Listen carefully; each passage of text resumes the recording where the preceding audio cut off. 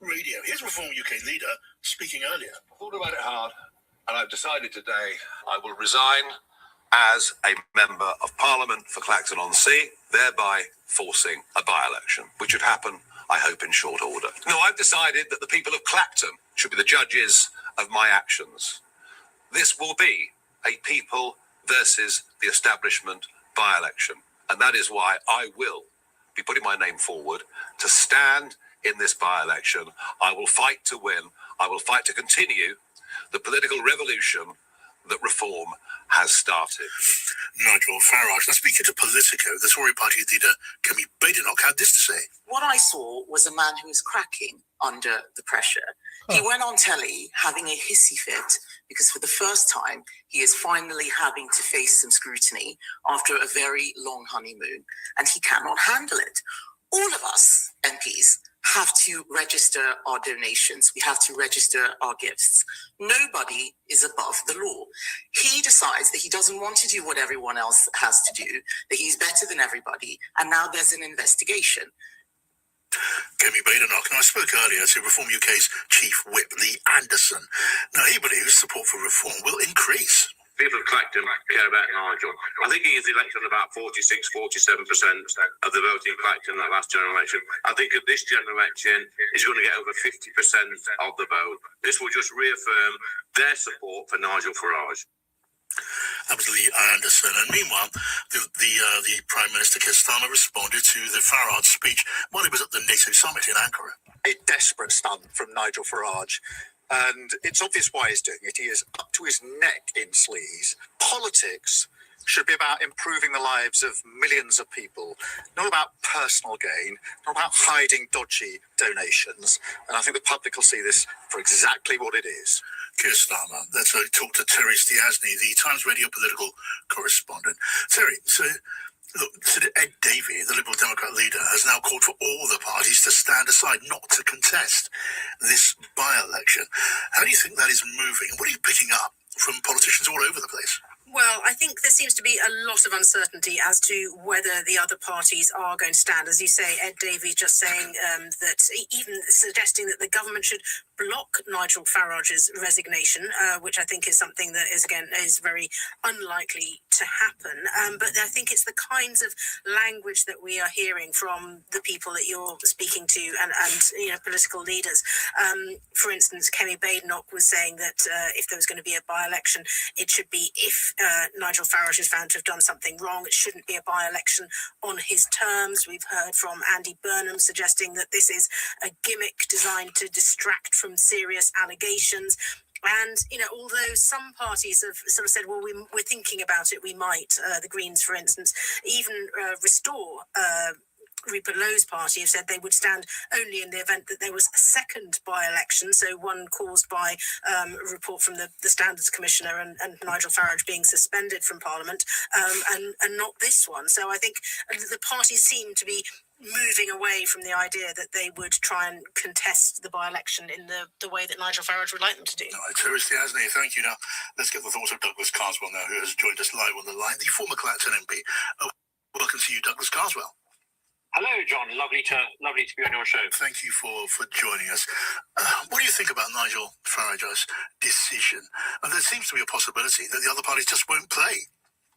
I mean, on the one hand, it could be rather clever, an attempt to try and draw a line on what feels like an establishment attempt to sort of get him. Clearly, there seems to be some sort of operation being run against him. This could be quite a clever way of calling their bluff. But it's not without risk. When I called a by-election in Clacton 12 years ago, almost to the day, I did it because I wanted to put pressure on the government to hold an EU referendum, and I was switching parties, and I felt I owed it to my constituents to have the final say. The risk here is, A, that the campaign is dominated by the issue of Nigel's finances. And I have to say, if you are a retired person living in respectable retirement in Holland-on-Sea, the issue of crypto billionaires giving money seems just a little bit off. But I think an even bigger risk for Nigel is going to be, remember, you probably don't, few people do, David Davis called a by-election in July 2008. Yeah. And Labour and the Lib Dems didn't run. And that drained the whole by-election of purpose. And appeared a rather sort of eccentric, esoteric decision.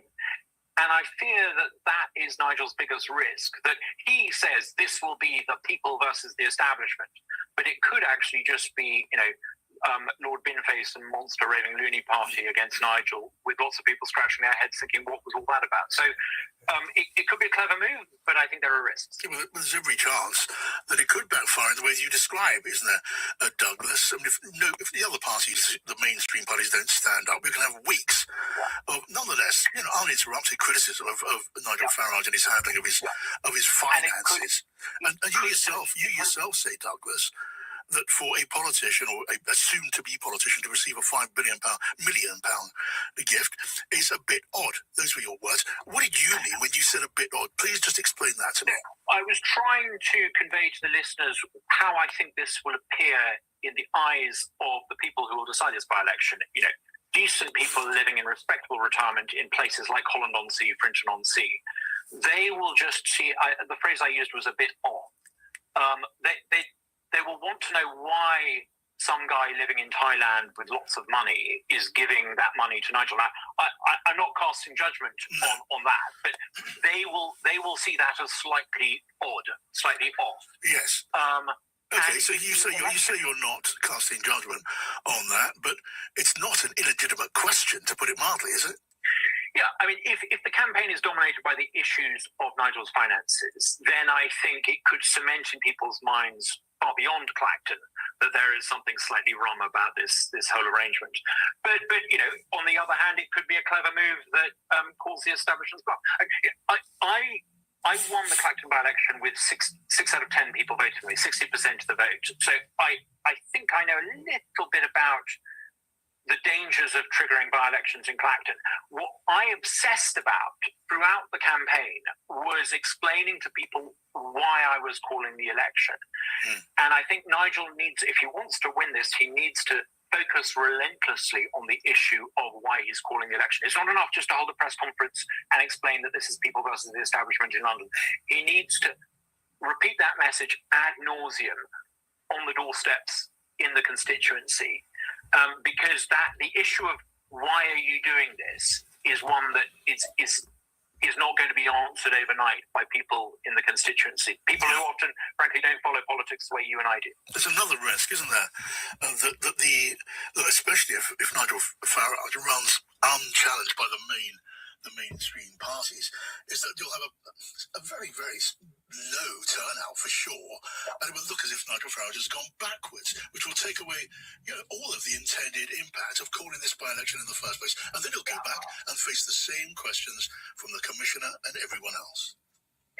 I'd be a little careful, John. I get that some people are in the business of attacking Nigel, and often the very people who are now attacking Nigel for being decisive in calling this election were the very same people who were attacking him for being indecisive when he decided to run in the general election 2 years ago. Yes. So if you're in the business of attacking Nigel, you're going to find reasons to attack Nigel. I'm trying to convey how I think this will play in a part of the country that I think I know quite well. Yes. I suspect the biggest danger for him is not what people who write no disrespect for the Times newspaper think about this. After all, remember, during the Clacton by-election that I stood in, I was helped enormously by the condescension of the Times columnist Matthew Paris, who wrote a wonderfully condescending piece about Clacton that we photocopied thousands of times and put through letterboxes, and it helped us secure a landslide victory. Don't see this through the prism of what Times columnists think about it. Try to see it from the point of view of the decent folk in Frinton-on-Sea and Holland-on-Sea and Clacton-on-Sea. How will they judge this? Number one, they'll want to know why this is happening. And number two, if they start to ask too many questions or have too many doubts about the issue of Nigel's finances, that could be a problem for him. Okay, so last question, and again, good to talk to you. Knowing Clacton as you do, if you'd been asked for your advice before this was announced, would you have been telling Nigel Farage, do it or don't do it? I've never doubted the wisdom of asking constituents and voters to pass the final judgment. I think on balance it's a good move for him, a sensible thing for him to do.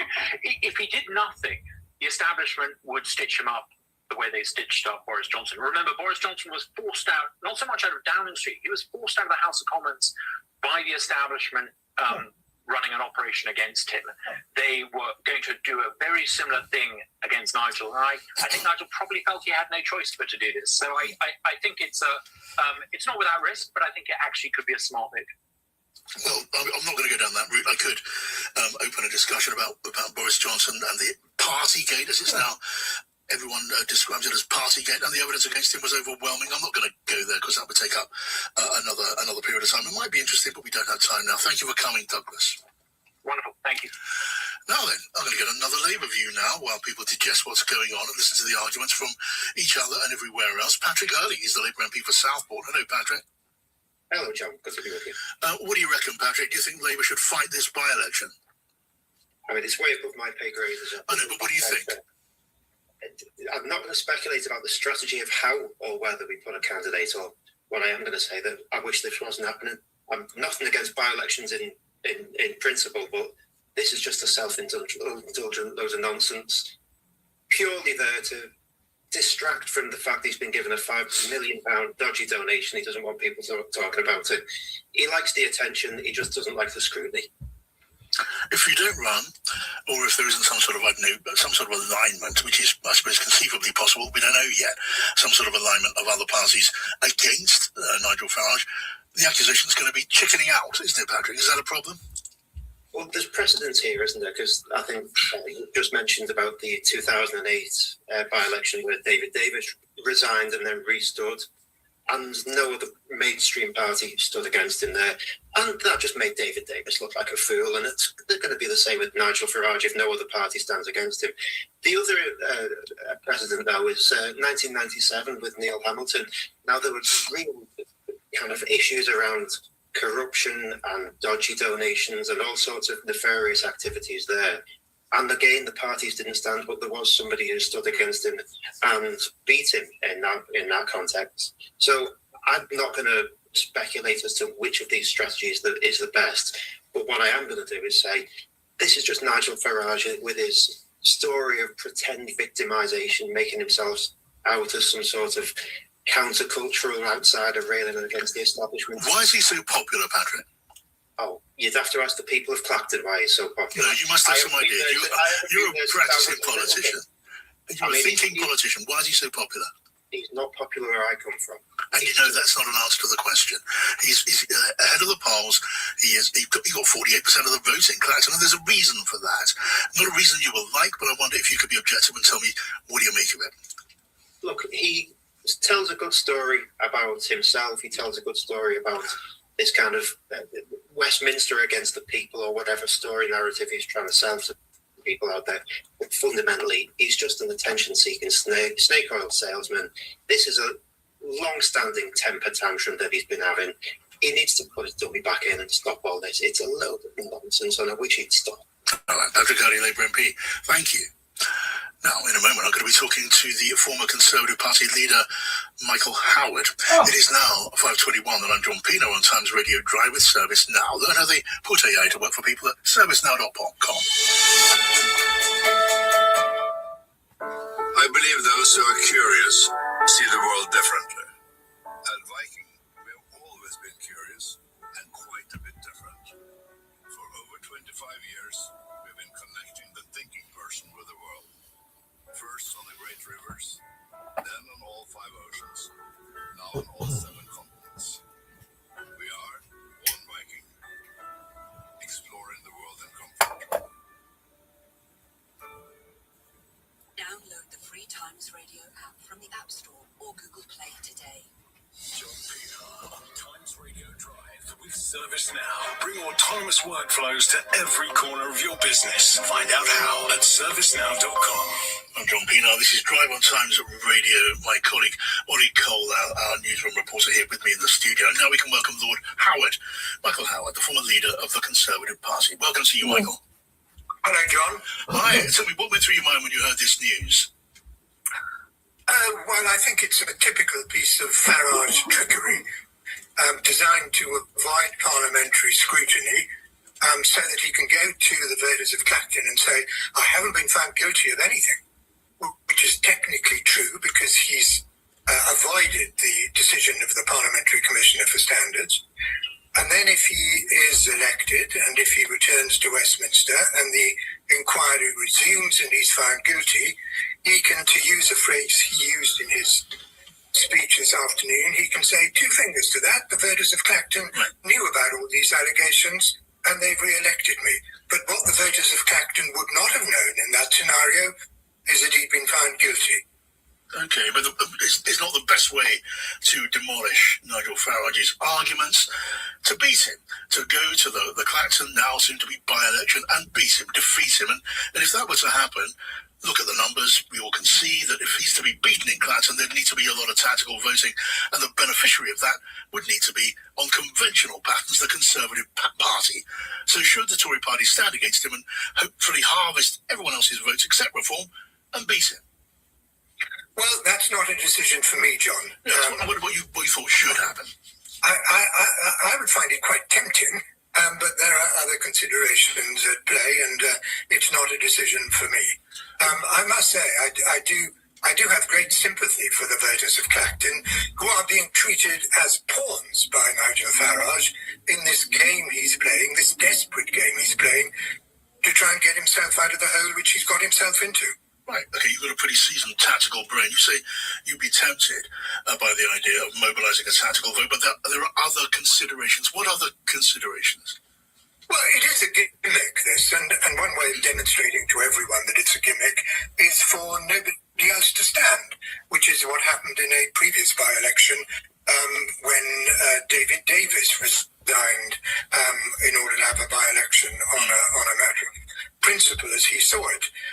So there are arguments, powerful arguments, for demonstrating that it's a gimmick by allowing to engage in this charade on his own without anybody else standing. It's not an easy decision to make, and I'm not the person who has to make it. Okay, that's understood. What are your reflections on the £5 million gift from Christopher Harborne to Nigel Farage before he came back to Parliament? Harborne, of course, is a cryptocurrency billionaire. He's got an enormous interest in crypto policy of Nigel Farage. Says that's nothing to do with the gift, but what do you think? Well, I think this is a matter that hasn't been commented sufficiently on. Mr. Harborne, as you say, runs a cryptocurrency company. Its value would be greatly increased if Nigel Farage ever became Prime Minister, because Nigel Farage has a policy of directing the Bank of England to enable cryptocurrency to flourish in our country. This is something from which Mr. Harborne would directly benefit. And this link, in my mind, clearly makes this gift a proper subject for parliamentary scrutiny. Yes, I'm told again and again today and previously mostly by Reform UK people that the public don't care. They don't get a single email when they were campaigning on the streets. No one brings it up on the doorstep. What do you say to that? Well, I've had lots of interviews with people, members of the public who do care. I was listening to some on the radio this morning, not hopefully on your programme, in which people in Runcorn, I think, who had voted Reform, said they were now thinking again about it. One previous Reform voter described Mr. Farage as a snake oil salesman. So I think people do care about it, whatever Reform's spokespeople may say. Okay, last question, again from the altitude of a former party leader. Now, your party, senior members of your party are raising question marks, to put it mildly, over the ethics and integrity to which Nigel Farage can lay claim. With all of that in the air, can you imagine it being possible for the Conservative Party to come to any kind of electoral arrangement with Reform UK under Nigel Farage or anyone else? No. And Kemi Badenoch has already ruled it out. She was quite right to do so. Right, I will leave it there. Lord Howard, Michael Howard, good to talk to you as always. Thank you, John. Now I'm going to go back to the story of Prince Harry and his 6 co-claimants, Elton John among them, Liz Hurley, who have lost their privacy case against the publisher of the Daily Mail. In a summary of an over 400-page judgment, Mr. Justice Nicklin said the claimants failed to prove allegations of unlawful information gathering. And David Brown, the chief news correspondent for The Times, can tell us more. And it's you, David. Yeah, afternoon, John. Hi, David. Can you take us through the ruling? Yeah, it's a damning finding by Mr. Justice Nick Flynn. There was a Prince Harry, Sir Elton John, Elizabeth Hurley, Baroness Lawrence and Clarendon claim that they've been victims of very serious unlawful information gathering. This is including phone hacking, the placing of bugging, the use of subterfuge, and the judge has dismissed all of the allegations, all of the claims. Right, so a pretty comprehensive ruling.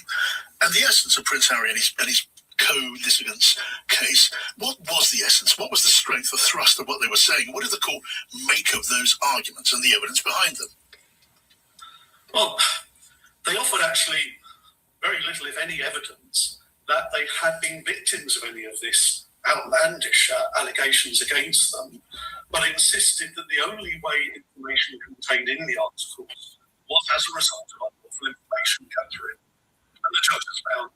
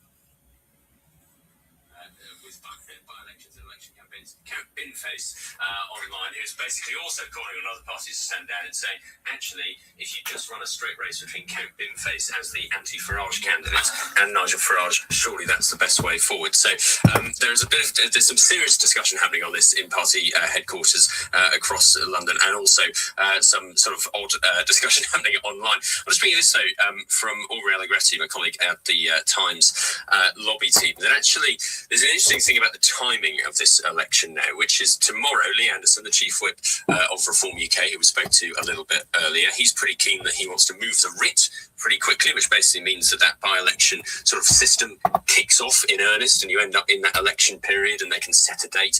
Hopefully, he's hoping for sort of early next month. However, some Labour MPs, Aubrey says, are this afternoon having quite drastic conversations about whether they can put an amendment on the motion to move a writ, which is essentially to say that by-election can't happen unless the Standards Commissioner has come back with the report. So they are trying to basically say that we can move the writ, but the date of the by-election can't take place until after the Standards Commissioner has come back. Now, I imagine there'll be a lot of head scratching going on in the House of Commons to work out whether that is possible. They will have to work out whether there is any precedent for it. As you know, we don't have a written constitution, so everything's sort of, up in the air. But that is a serious discussion that some Labour MPs are having at the moment, which is they're trying to sort of call Nigel Farage's bluff over the timing of this election. And Nigel Farage is trying to pit this as the public against the establishment and sort of saying, well, look, whatever the Standards Commissioner says, it's the public who are going to vote for me. There is some Labour tacticians in the House of Commons at the moment in the corridors of Parliament trying to work out how they might subvert that a little bit and seeing whether an amendment might be the way to do it. I don't know about you, Ollie. I'm going to stick my neck out and say there is no such precedent. I don't want to disappoint those Labour MPs, but I don't think it'll be a winner. But it's interesting. All these conversations are happening, John, because let's be fair, when we both came into the office in the studios this morning and when the world woke up, Nigel Farage's future as Reform leader and a politician, okay, it might have been up in the air from a sort of, is the public mood changing slightly? But it wasn't as up in the air as Nigel Farage has made it as of that statement 2 o'clock this afternoon. And I can testify to that too. Let's talk again later on, Ollie. Thank you. Now then, let's say hello to Ben Habib, the former deputy leader of Reform, but now the leader of Advance UK. Hello to you, Ben. Hello. So tell me, when you saw and heard what Nigel Farage had to say earlier on, what did you think? Well, I could see immediately what was going on. He obviously feared that the Parliamentary Standards Commissioner was going to throw the book at him, that he'd be suspended for more than 10 days. That would put him into the realms of a parliamentary, into a constituency recall. He'd have to fight a by-election, but he'd be doing it with a backdrop of having been found wanting in his conduct as a parliamentarian. Now he can fight the by-election without that overhanging him, because I believe the Standards Commissioner will suspend his inquiry, at least for the moment. So he can fight that by-election, classing it as David versus Goliath. He's David. The establishment's had a go at him, and he's very honourably put himself to the mercy of the Clacton people, and whatever they decide goes, and it's beyond and above and more important and superior to any parliamentary process. That's the line he's going down. But fundamentally, there can be no conclusion to be drawn other than he recognised he was going to have the book thrown at him correctly, as many people in Reform concede. He was going to have the book thrown at him, and he's moved to short-circuit due process. Well, or rather delay due process, which will be due a bit later on, just not immediately. And of course, if the other parties just choose not to play ball, to tortuously mix the metaphor, that'd just be shooting Nigel Farage's fox, wouldn't it? It would. I think the correct thing to do, and it was impressive of Rupert Lowe to see this really very quickly, is not to stand. The Conservatives shouldn't stand, Labour shouldn't stand, the Liberal Democrats shouldn't stand. There is no need for this by-election. It's being called at the whim of one man who wants to sidestep due parliamentary process, and so it shouldn't be contested. And let him have an absolutely open field, and let him have a thumping majority, but with zero opposition. Okay, well, that's a very clear line. We should point out, and it's probably fair to say this, Ben, isn't it? You were once close to Nigel Farage, and that's very far from the truth now. I wouldn't say we were ever that close. I served as an MEP in the Brexit Party. He was quite an aloof leader at the time. We only met him from time to time in group meetings. But he exited the political arena, as it were, shortly after we left the institutions of the European Union on 31st January 2020, and I had very little interaction with him after that. Okay, I was merely making the point that you are not on Nigel Farage's Christmas card list. No, I should say I'm as far away from his Christmas card list as is possible, I suspect. And on the question at the heart of this, the thing that Nigel Farage insists is part of an establishment stitch-up, that's the gift from Christopher Harborne of £5 million, before he became an MP, but he did, closely after that gift. What are your thoughts on that? Now, do you share the view, admittedly, as someone who's no fan of Nigel Farage, that raises legitimate areas of concern about transparency and about ethics, and at least about reassuring people about transparency and ethics? 100%. When Richard Tice first invited me to join Reform, I actually wrote him an email declining, and I had 4 or 5 points on that email, all to do with Nigel Farage. And one of them was Christopher Harborne's donation of £1 million to Boris Johnson. And I couldn't understand why Christopher Harborne, who put £14 million behind the Brexit Party in 2019 and 2020, would then put £1 million, which was the biggest donation in British political history at the time, behind Boris Johnson, who was a competitor to the Brexit Party and someone, frankly, for many of whom are on my side of the fence, actually really screwed up Brexit. And that raised significant questions in my own mind. And I said to Richard Tice that when I eventually did agree to join the party, that if there was a whiff of Harborne around, I'd resign. And here we have Harborne now having donated 14 million quid to the Brexit Party in 2019-2020, 5 million to Nigel Farage personally in 2024, 15 million to Reform UK now. That's a total of 34 million quid. This man is a political donor. And the notion that any recipient of £5 million is not going to be at least remotely influenced by the individual who's enriched him, particularly knowing as we do that he was a political donor, is for the birds. Okay, well, Reform UK, Nigel Farage insists that is the case. He got the ask for nothing. He was given nothing. We've heard it again today from leading figure Lee Harrison in the party. We will let our listeners make up their mind on that. For now, though, Ben Habib, thank you. Thank you.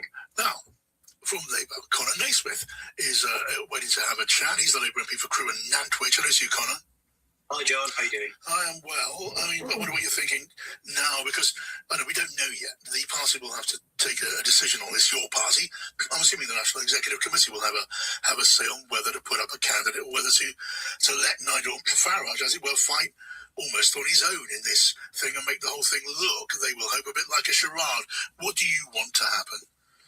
Well, I think it is a charade, and I think, and it is just my personal view, as you say, I don't get to make the decision, but I think there is a strong case for refusing to give this by-election legitimacy, because ultimately, what Nigel Farage is trying to do is to put a question to the people of Clacton without the full knowledge of the outcome of processes that need to take place.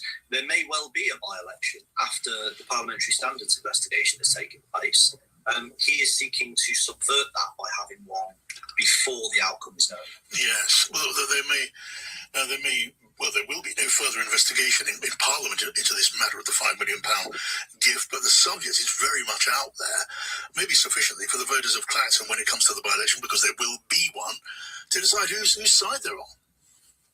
Yes, absolutely. And I think the suggestion that Nigel Farage would not have had to disclose that gift or donation or whatever you want to call it is just ludicrous. I mean, from my own experience, when I was elected, I was required, understandably, to disclose my earned income, the income that I had earned in my full-time job in the 12 months prior to becoming an MP. The suggestion that Nigel Farage doesn't have to, under the same principle, disclose £5 million, which is unclear.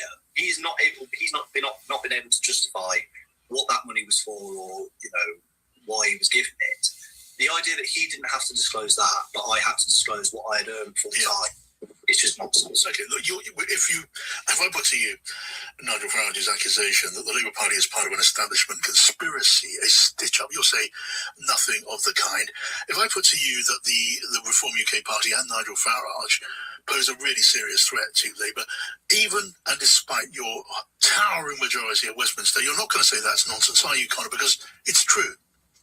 Nigel Farage and Reform UK pose a serious threat to this country. And that is exactly, people often say to me, well, you seem like you're scared of reform. Well, I am scared of reform, but not because of the threat to the Labour Party, because of the threat that they pose to the country. Okay, and that wouldn't be something you would be thinking of saying unless there was truth in the possibility that Reform UK could displace you, could become the government at the next general election. Now, none of us know whether that's going to be the case, but there's a reason why that is considered a live possibility. What is that reason, Conor, in your judgment? Look, the responsibility is on the Labour Party to be better. And, I think many of us have spoken out and been absolutely clear about that, particularly in respect of recent events surrounding the election of Andy Burnham and the change of Prime Minister. It is our responsibility to fix this problem. But that doesn't mean that Nigel Farage gets to escape rightful scrutiny, which the media did a very good job of in the last week or two. Okay, Conor, my colleague Ollie Cole is here with me. Ollie. Conor, when and if you do head to Clacton for the by-election campaigning, whether it's for a Labour candidate or against Nigel Farage, I think one of the questions that will pop up, and I'm interested to know whether you've got an answer to it or how the Labour Party is going to answer it, which is, there will be voters who say, yeah, okay, he's called a by-election, but you guys had a by-election the other day that was unnecessary. It's actually going to change the Prime Minister of this country to a man that actually hasn't been voted for at a general election. Why should we care that he's brought this upon us when the Labour Party did the same in Greater Manchester? Look, I would accept there will be two by-elections in recent times that will have come about in unusual circumstances. That is absolutely true. But I think you can clearly separate the two, because one was called, firstly by an MP who was not going to stand again and was standing down precisely because he wanted to pave the way for somebody else who he thought would be able to take the country in the right direction. So that is a lack of self-interest, arguably, in that decision. Whereas Nigel Farage's decision to stand down is completely self-interested. It is completely about trying to subvert the processes that need to take place to hold him to account because he doesn't like scrutiny. That's just, a fact of the matter. So I think that the two are unusual, yes, but different in many ways. And of course, if Nigel Farage succeeds, he will face the very scrutiny and the judgment that you say he's seeking to escape now. For now, though, Conor Naismith, Labour MP, thank you for coming on the programme. It's Stig Abel now, who takes up the baton at 6 o'clock in the morning tomorrow on Breakfast with Kate McCann. Hi, Stig.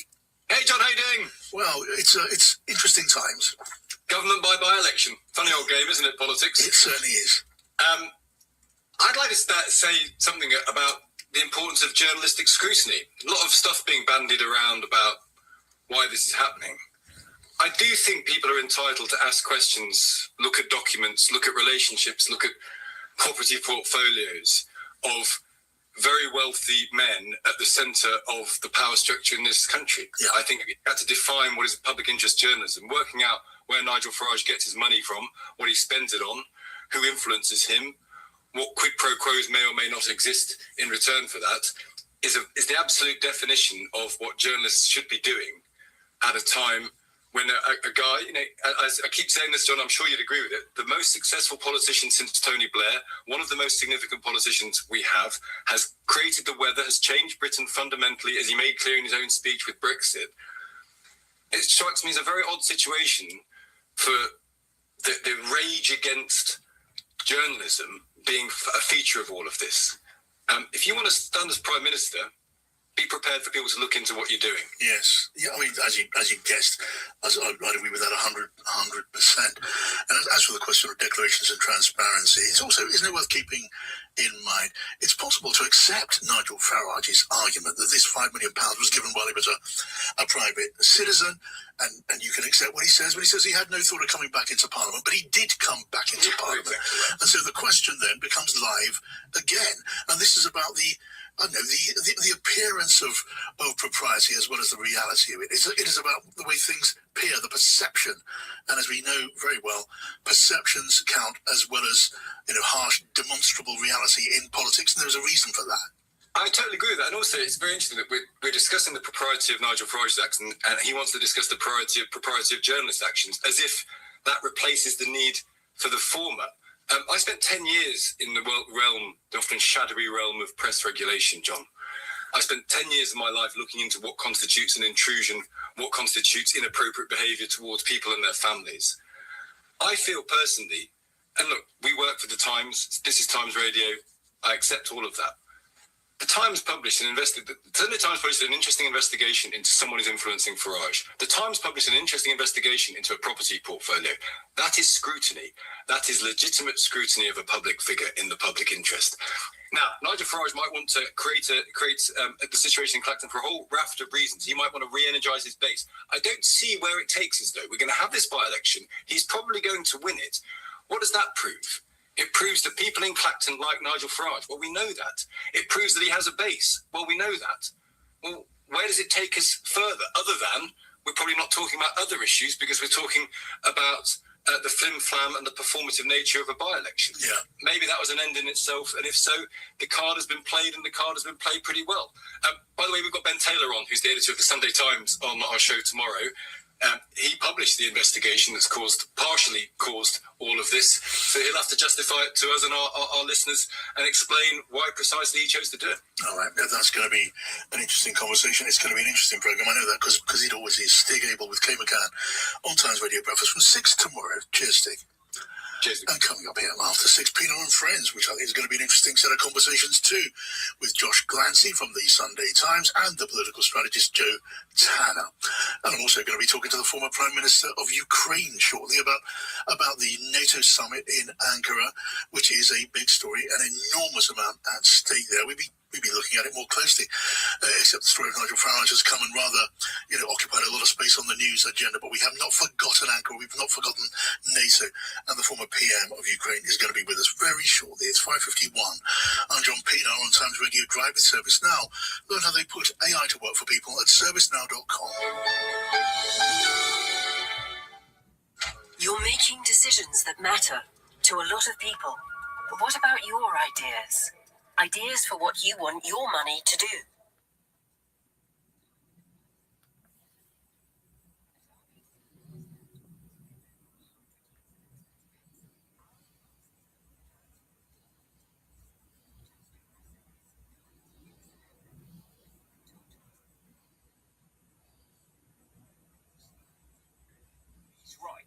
The public are the people who have the final say on what stuff is important enough to determine someone can be elected. Well, everyone has got their own idea of what is acceptable. Once upon a time, I think everyone across the country, there was a far greater agreement on what was acceptable. Whereas these days, I think all kinds of different behaviour are acceptable right across the board. And some people would allow Donald Trump to shoot someone on Fifth Avenue that think he's still so fantastic that he should still be president. So then the question is, well, why do they think he's so fantastic to be able to... I really can't answer because I don't think he's fantastic. No, I look at all the stuff that he does and I think to myself, I don't get it. And I feel the same way about Mr. Farage. The only thing I would say is that recently in our area we did have a local election, and I wouldn't vote for reform, but their pamphlet that came through the door was far more hard-hitting and relevant to my area than the other candidates. I voted for another candidate because I have faith in that person and that party and what they stand for. But if you weren't leaning in a particular direction, the reform leaflet was far more powerful. I also think, John, part of the campaigning is to say all of the things that you think might be morally dubious about whatever it is candidate X has done or said is nothing as compared to the state that the country will be in if you don't vote for us because we're the only ones that can save it. That's I think, going to be where the argument goes is... I think you're right. You're really going to say that the Standards Commission reporting to my financing of myself, should have declared this, that and the other, is more important than the saving of the country from X, Y or Z? Yeah. No, I think that is what will be said. But unfortunately, I think the saving of the country is very, very secondary, thirdly, fourthly, fifthly, in his own ambitions. Well, possibly. It's also hyperbolic, isn't it? It's complete. Well, what it is populism. John, thank you very much. William's in Edinburgh. William.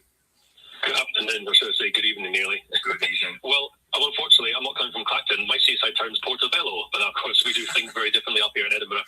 Well, what I want to say is, after listening to this and not getting on my high horse quite yet, Farage is using this as a test, thinking, I'm under all the scrutiny, I'm finding it difficult to breathe, therefore I know how the people in Clacton think, let's just see what they think, which is incredibly childish. Because it's just like saying he's been scrutinised for the donations, which he keeps giving 3 different excuses for. Oh, I know what to do. Let's just ask my gullible voters what they think. There you go. And therefore he thinks, even though he wins, he'll still think he'll win the argument when he hasn't done. Mm-hmm. If that makes any sense. Yeah, no, I think you're right. I mean, I think it doesn't mean that the Standards Committee's report isn't important or necessary or worthwhile, because they've got to be rules in place for the people who are part of Parliament. Now, he says he's followed all the rules anyway, so he doesn't feel like he's done anything wrong. Let's see. So he keeps saying, yes, let's see, exactly. So in which case, if you were him, and you really felt that you hadn't done anything wrong, why risk the by-election? Quite right. If he hasn't done anything wrong, why would he do this? Yeah. If he hasn't done anything wrong, why would he do this? And the point is, even though he wasn't an MP at the time, and it might be slightly different subject, I don't know, the fact he wasn't an MP at the time, he's been given all this money. Right, well then who would need the £5 million donation? And the point is, the fact that he was giving us 3 different reasons. Oh, it was for campaigning for Brexit. Yeah, it didn't add up. It didn't pass the sniff test, did it, at all? The story changed. Exactly, and the way he spoke to people, and the way he speaks to people in general when he's being scrutinised is absolutely vile. And it's like, well, a genuine politician wouldn't behave this way. All right, William, thank you. His SB, Tom, you're missing the point. There won't be a standards report because he's not an MP. When he comes back as an MP, he will declare everything. Well, that's not quite what the Standards Commission have said in previous occasions when they've investigated people who have no longer become an MP or have not been an MP during the course of the investigation. The minute you're an MP, the Standards Commission can investigate you if they deem it worthwhile. So in theory, Nigel Farage will stand down, get re-elected, Commission cracks on. Luke's in Bromley. Luke. Hi, I was generally worried and concerned when I saw the headline, so to speak, at 2. Thankfully, he's come up with an excellent strategic move, as usual. I think it's a tactical move. I don't think it's a strategy one, and there's a difference between the two. He's a game strategy when it comes to political manoeuvres. So what's the strategy here? The strategy, well, it's basically to put faith. There's a rising noise of accusations, and I know one thing about Nigel is I've discovered that what he says he means, and he can listen to as people don't need to listen to his speech. He covers all of it. He said every weekend. He seriously considered about going to America. He's got lots of offers, and he chose not to let Sky News and others have the last laugh. Luke, I'm just going to interrupt with that. I'm really sorry. I've only got 60 seconds left, and there is some quite significant breaking news now being reported by our political editor Natasha Clark, who says that the Conservative Party, their leader Kenny Badenoch, has said that the Conservatives will not stand in the Clacton by-election. So this is going to be a fight between Nigel Farage and Count Binface. Oh, jeez. Is that really taking on the establishment? Is that a question to me? Yes. Yeah, sure. Well, there you go. I mean, that's a strategic move by her. You know, they're all paying at it. Ladies and gentlemen, British politics. Am I right? Luke, thank you very much indeed. Wow. Looking forward to tomorrow's show already. If you missed any of today's, you can listen back on our free Global Player app or the LBC app, where you stay up to date with everything that's going on if you can keep up.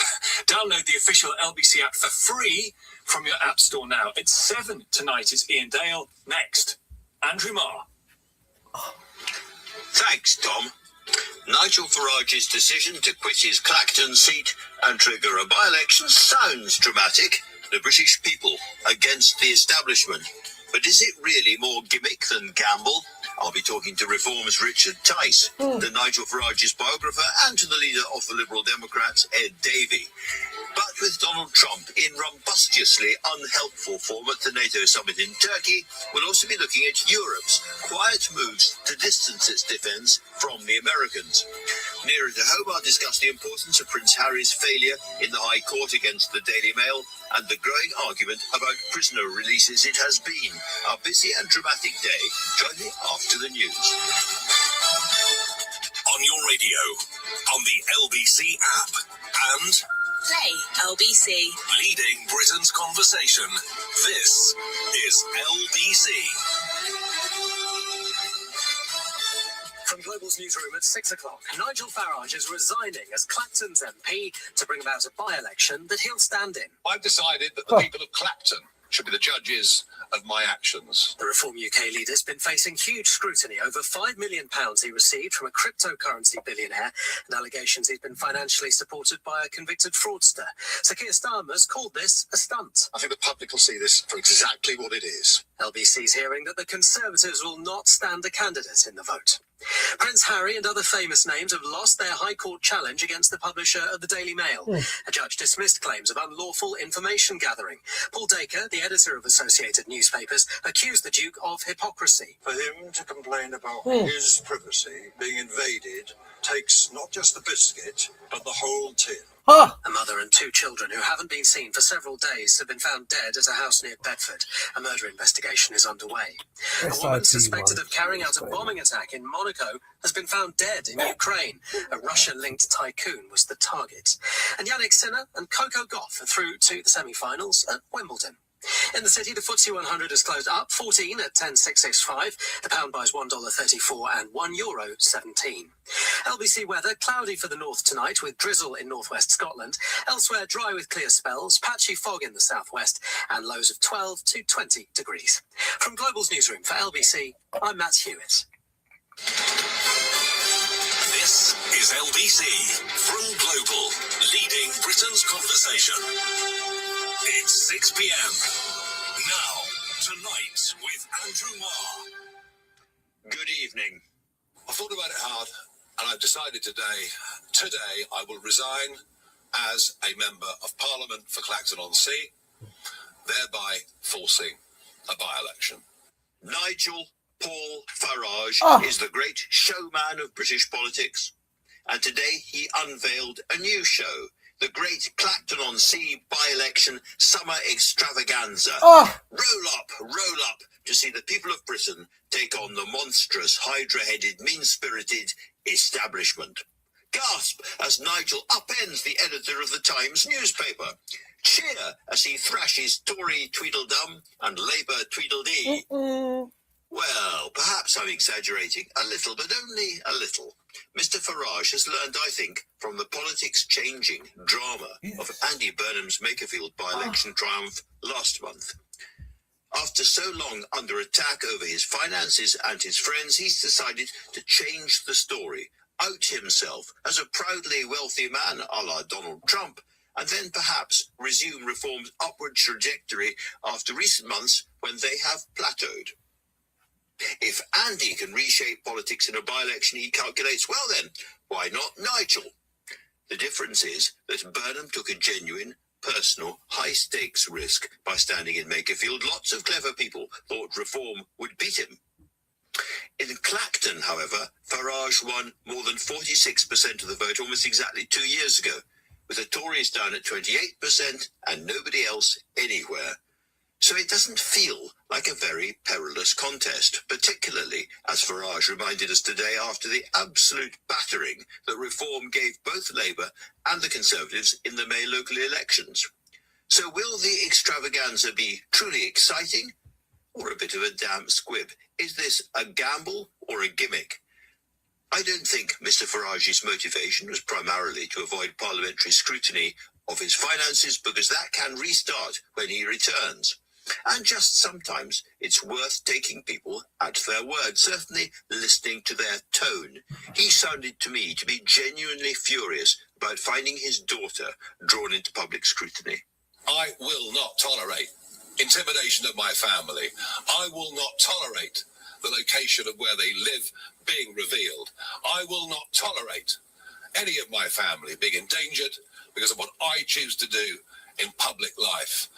So yes, you can ask, am I angry? But I've never been angrier in my life.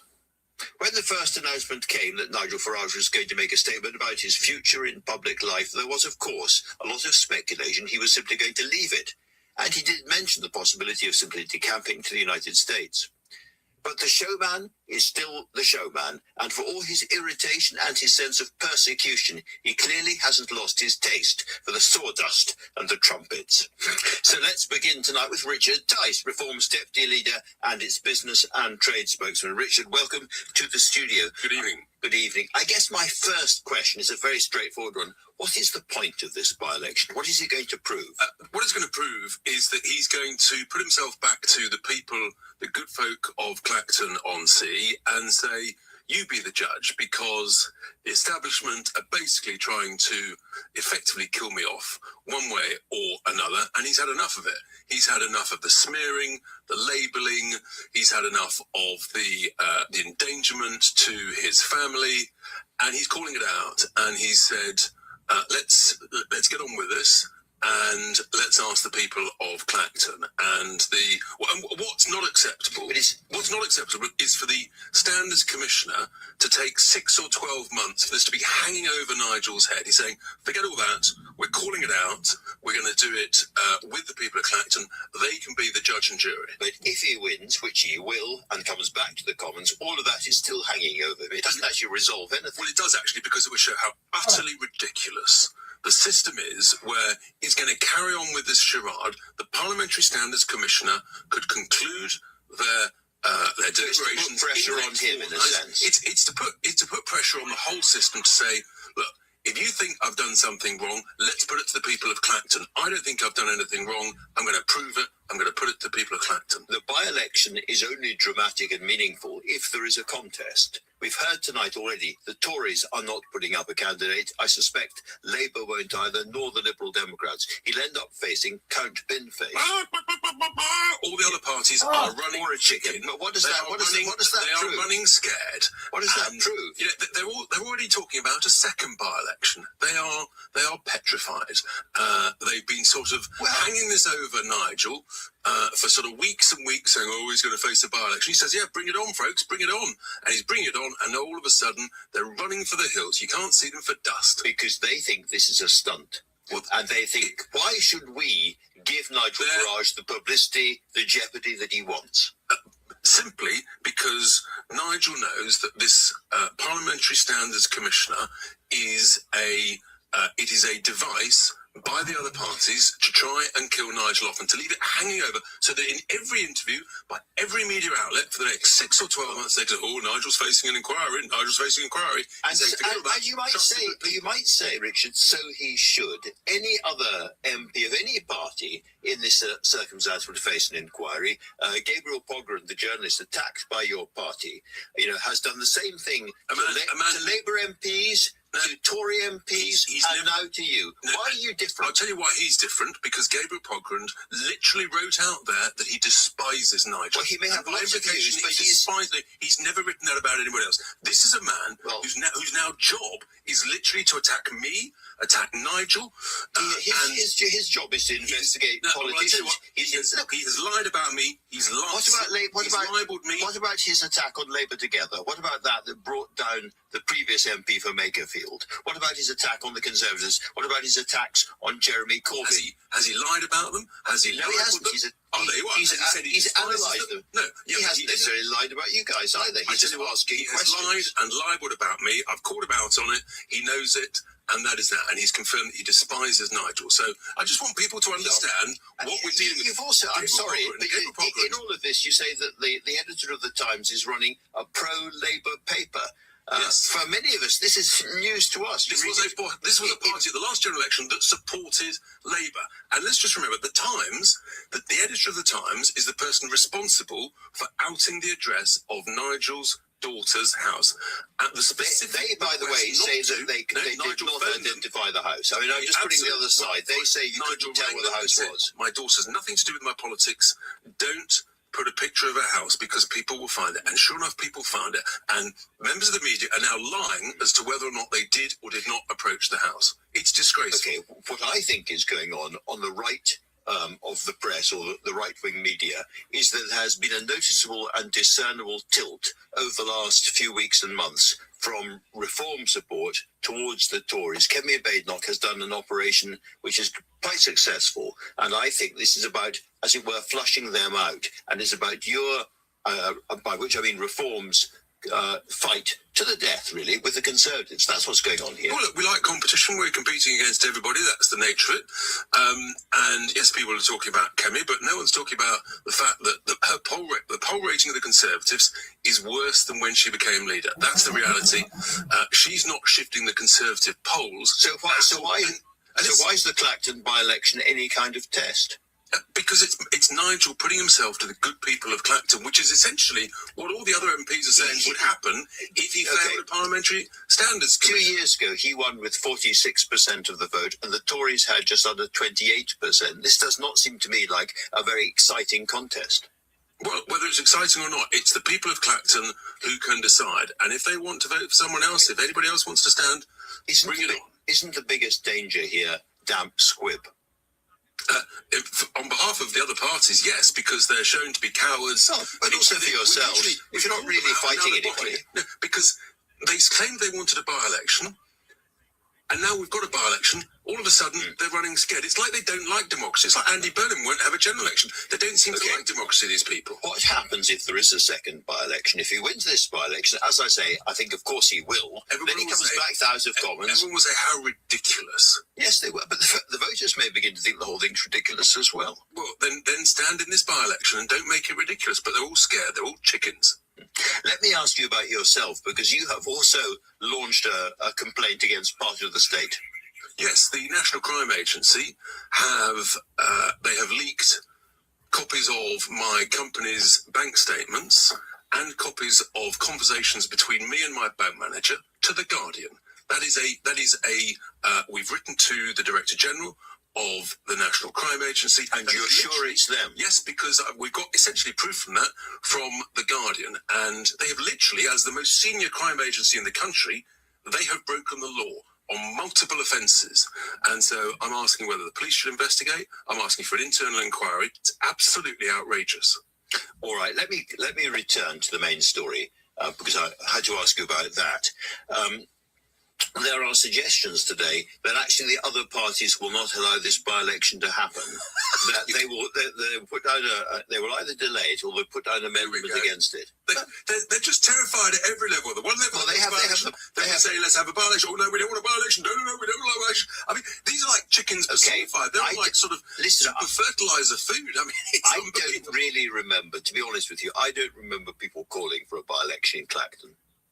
The whole point of them running the Parliamentary Standards Commissioner, the reason they're going through this commissioner process is to find out if we broke the rules. And if it is, then there's a sanction, which ends up at a by-election. So Nigel's saying, I don't think I broke the rules. Not necessarily. Let the people decide. Not necessarily. Almost certainly. Look, everybody wants to try and do us in electorally. This is all part of their game. We see them. We spot them, we're calling them out, and all of a sudden they've been sus and they don't like it. All right, Richard Tice, thank you very, very much indeed for that. Let's hear next from Michael Crick, the journalist and author of One Party After Another, The Disruptive Life of Nigel Farage. And Michael, the disruption carries on. What do you make of what happened today? Well, I mean, Farage's speech was largely a load of tosh, and Richard Tice just then.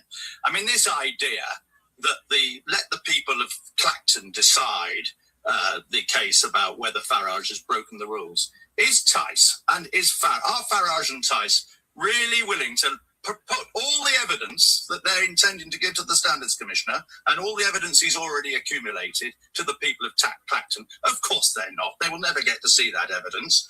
And this idea that the whole inquiry is going to take 6 to 12 months, where's that figure come from?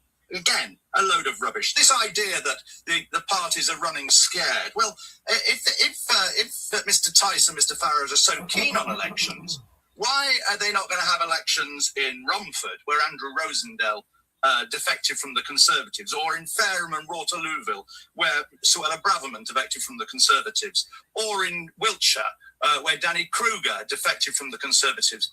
In UKIP's day, the last time there was a by-election in Clacton, it was because a gentleman called Douglas Carswell defected from the Conservatives and felt it was a matter of honour and principle that he should fight a by-election. There are no principles in this by-election. It's all about Farage and his ego.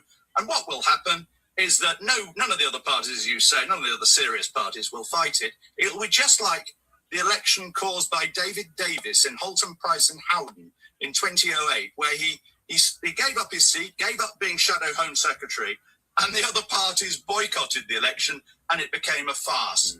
And you know what? Those are the parties who boycotted the election in Holton Price and Howden because they all thought it was a stunt in 2008. You know what? They included a party called UKIP, led by a young man called Nigel Farage.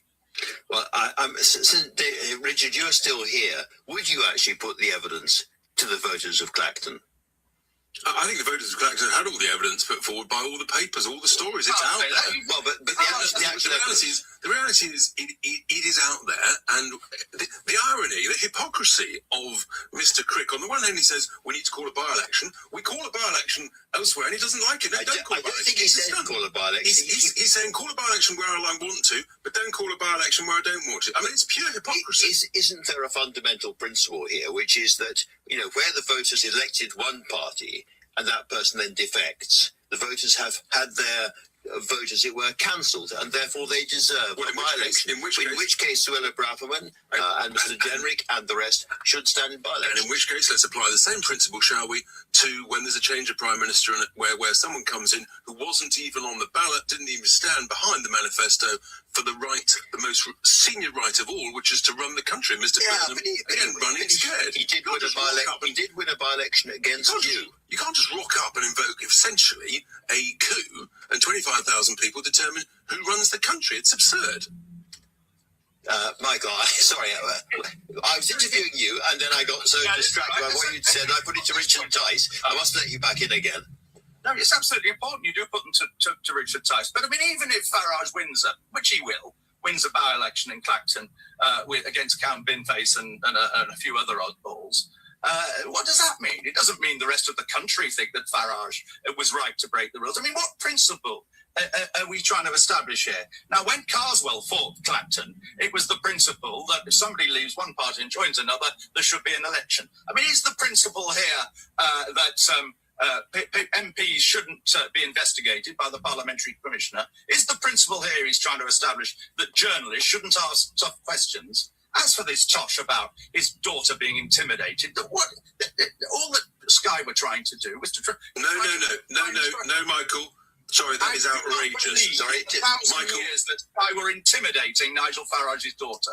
Michael, that is outrageous. You do not bring people's children into politics. It's absolutely outrageous. You know it. Any decent-minded person knows it. That is the whole point. So have you got children? Are you happy for journalists? Yeah, I've got one with the same. And are you happy for journalists? Are you happy for journalists to doorstep them, even though they've got nothing to do with your work? Are you happy for that? What do you mean by a doorstep? You know exactly what I mean by a doorstep. Journalists rocking up and sticking a camera lens and a microphone in your face the moment you open the door. That's exactly what a doorstep does. You're a past master at it. It's completely inappropriate. That isn't intimidation, and it was never intimidation when I... It's his daughter, for heaven's sake. It's not him, I know, Michael. I'm sure that as soon as they knew it was his daughter, they stopped. They knew exactly it was his daughter. That's the whole point. They knew it was his daughter when they went there. Nigel Farage frequently... Yes or no, Michael? They knew it was his daughter when they went. Yes or no? I don't know they knew it was his daughter. Well, they've had to... It's one of Nigel Farage's houses, And it wouldn't be surprising if they knocked on the door to see if he was there. After all, he did seem to be avoiding the media at the time. They deliberately went to his daughter's house because they thought he wouldn't be there. Nigel Farage Gentlemen, there are times when an expert broadcaster knows the best thing he can do is shut up and let other people have an argument, but I think we have passed that moment, and I'm going to say thank you very much to both of you. Extremely entertaining for the rest of us. Well, just in response to that accusation against the NCA from Richard Tyson, they've now said the NCA does not confirm or deny the receipt of SARs or comment on how any SAR is used. SARs are confidential, and breaching that confidentiality risks committing a tipping off offence under the Proceeds of Crime Act. And Richard Tyson's nodding at that. Up next, the reaction of two of the other main parties, the Lib Dems and Labour. Would they consider not standing in Clacton? Time now 6:19. LBC. The next sale. At least 50% off all next sale items. Now on in store and online. Check stores for opening times while stocks last. This was made with human intelligence. And artificial intelligence. Just like Intuit QuickBooks Business Management Software. Why? Because when you're working in a growing business, complexity grows too. So new QuickBooks AI gives you real-time cash flow visibility. To make the most of opportunities. It's amazing. I was going to say that.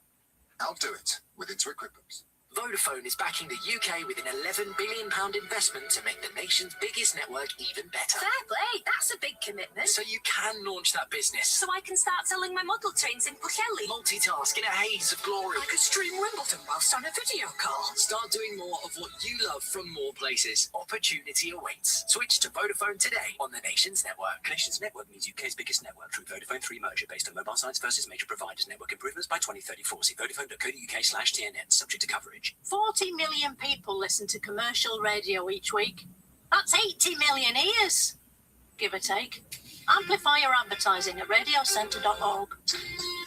Tonight's Euro Millions jackpot is £14 million.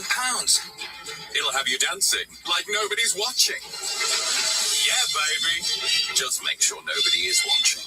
Get in tonight's draw. Euro Millions from the National Lottery. It could be you. Estimated jackpot. Rules apply. 18+. Tonight with Andrew Marr. Watch live on our free Global Player app or the LBC app. 6:21. Now, among the questions provoked by Nigel Farage's statement today are two big ones. Is it absolutely inevitable that just because Mr. Farage wants one, there will be a by-election in Clacton? Number two, if there is, will the other parties do him the favour of standing against him? I put both of those questions to the Liberal Democrat leader, Sir Ed Davey. Does Nigel Farage actually have the power to trigger this contest? I'm not absolutely sure he does. And we're going to look into every option open to the whole of Parliament to see if this by-election can at least be delayed until we have the findings of the Parliamentary Commissioner on standards. You know, what I think Farage is doing is classic. It's like his mate Donald Trump. He's getting attacked, quite rightly, for some very serious allegations. He's trying to distract people. Look over there, he's trying to say. And he's trying to go to the people of Clacton without the report of the Parliamentary Commissioner on standards. And there could be a second by-election. So surely... So let's just stop it here. Yeah, okay. So in your scenario, he has this by-election, he wins this by-election, and let's be clear, he's so far ahead in the polls, it's very likely that he would win it. He comes back, then there's the inquiry carries on, and then they find a there's a recall petition, and then there's another by-election. Well, that is the process. You're describing exactly right. Yeah. And so what I'm saying is there a way, and let's explore it, to delay this by-election until after the Parliamentary Commission on Standards has reported? If the Parliamentary Commissioner gives Mr. Farage a clean bill of health, then there won't be a by-election. Mm. But if he says, look, actually, the rules have been broken, the codes have been broken, then he could require, leave it open to a recall petition that results in a by-election. Given what he was saying today, he doesn't, of course, see it that on the one hand, and the establishment, established parties, the established media on the other hand, that he wants to tilt the game completely. Well, I think he's more of an establishment figure than he allows people to believe.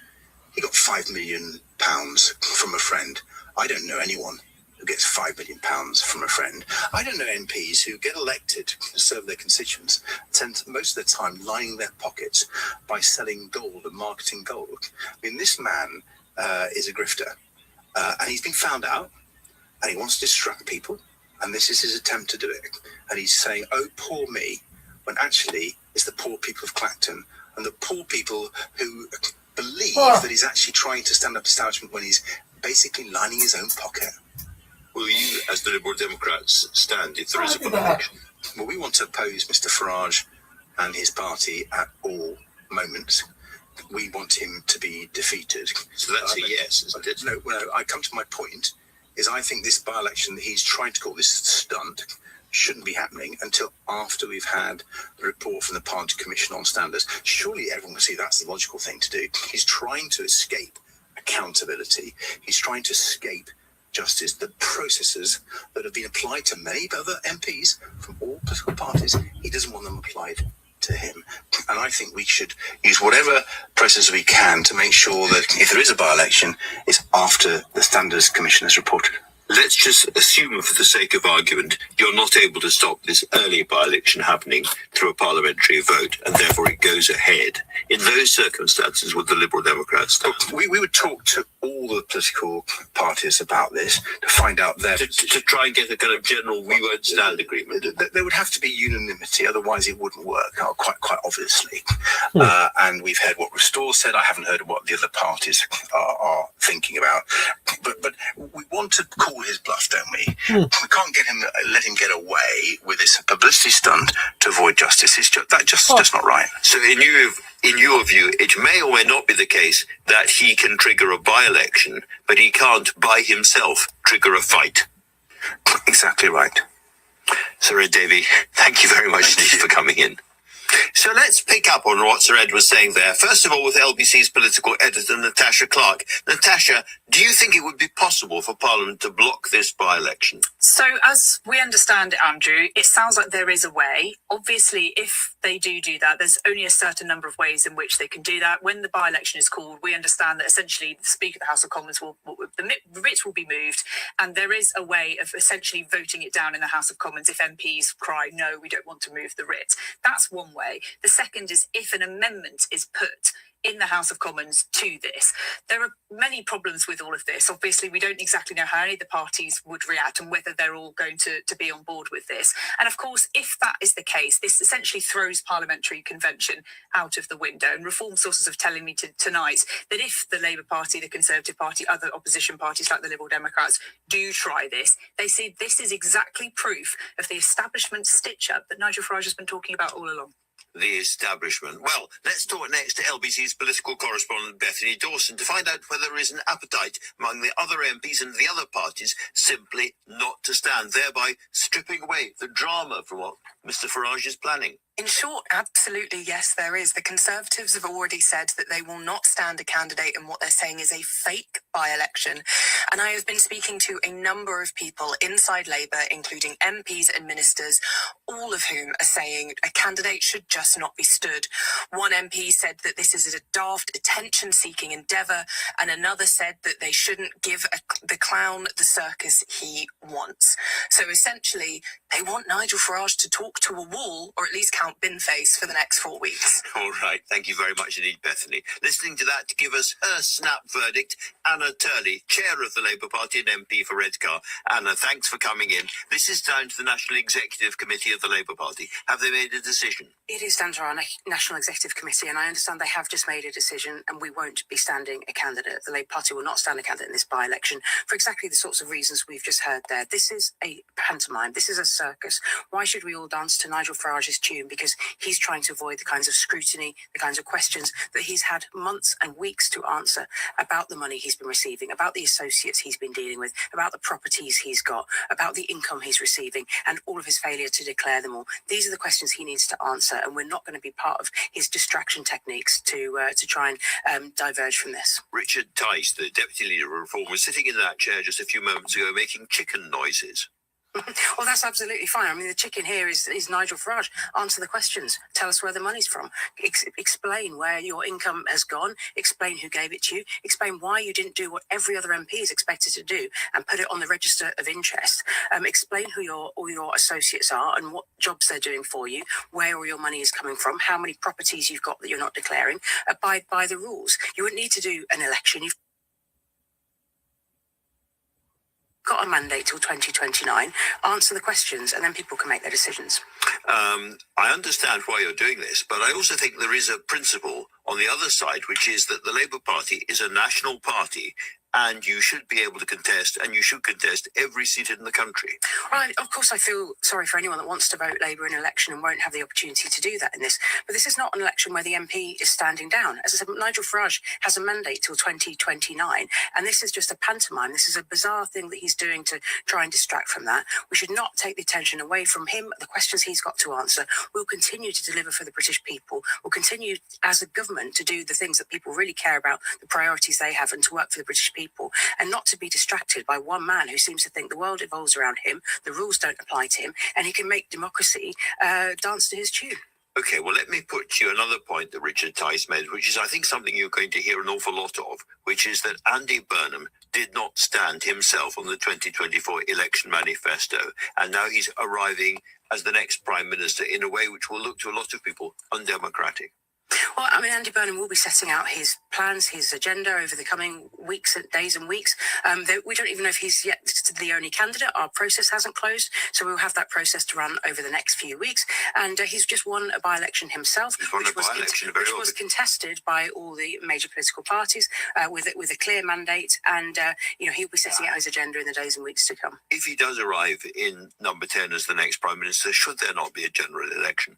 I'm sure Farage and others will want to do that, but as I said, we have in this country, a 5-year mandate. We have a clear manifesto which we will continue to be delivering on, and I think we will continue to have that conversation with the British people while we set out that agenda, and Andy will do that in the days and weeks ahead. You are a party viscerally opposed to reform, as indeed are the Conservatives. In these circumstances, are you all going to unite behind Count Binface?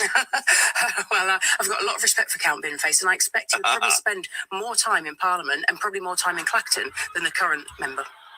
All right. Anna, thank you very much indeed. And Bethany and Natasha as well. Thanks a lot for that.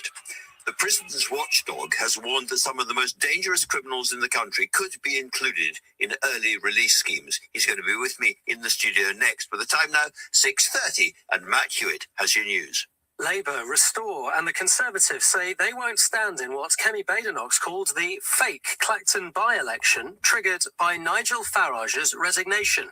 The Reform leader says he'll hold the vote in protest at the intense scrutiny over unregistered gifts of cash and support to him. But his only confirmed opponent so far is Count Binface.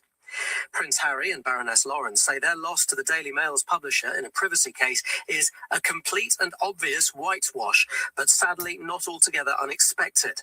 The High Court's dismissed their claims against Associated Newspapers over allegations of unlawful information gathering. The man who murdered his wife has had his jail term increased. Robert Rhodes, who's 53, will now have to spend at least 33 and a half years behind bars for the killing at their Surrey home in 2016.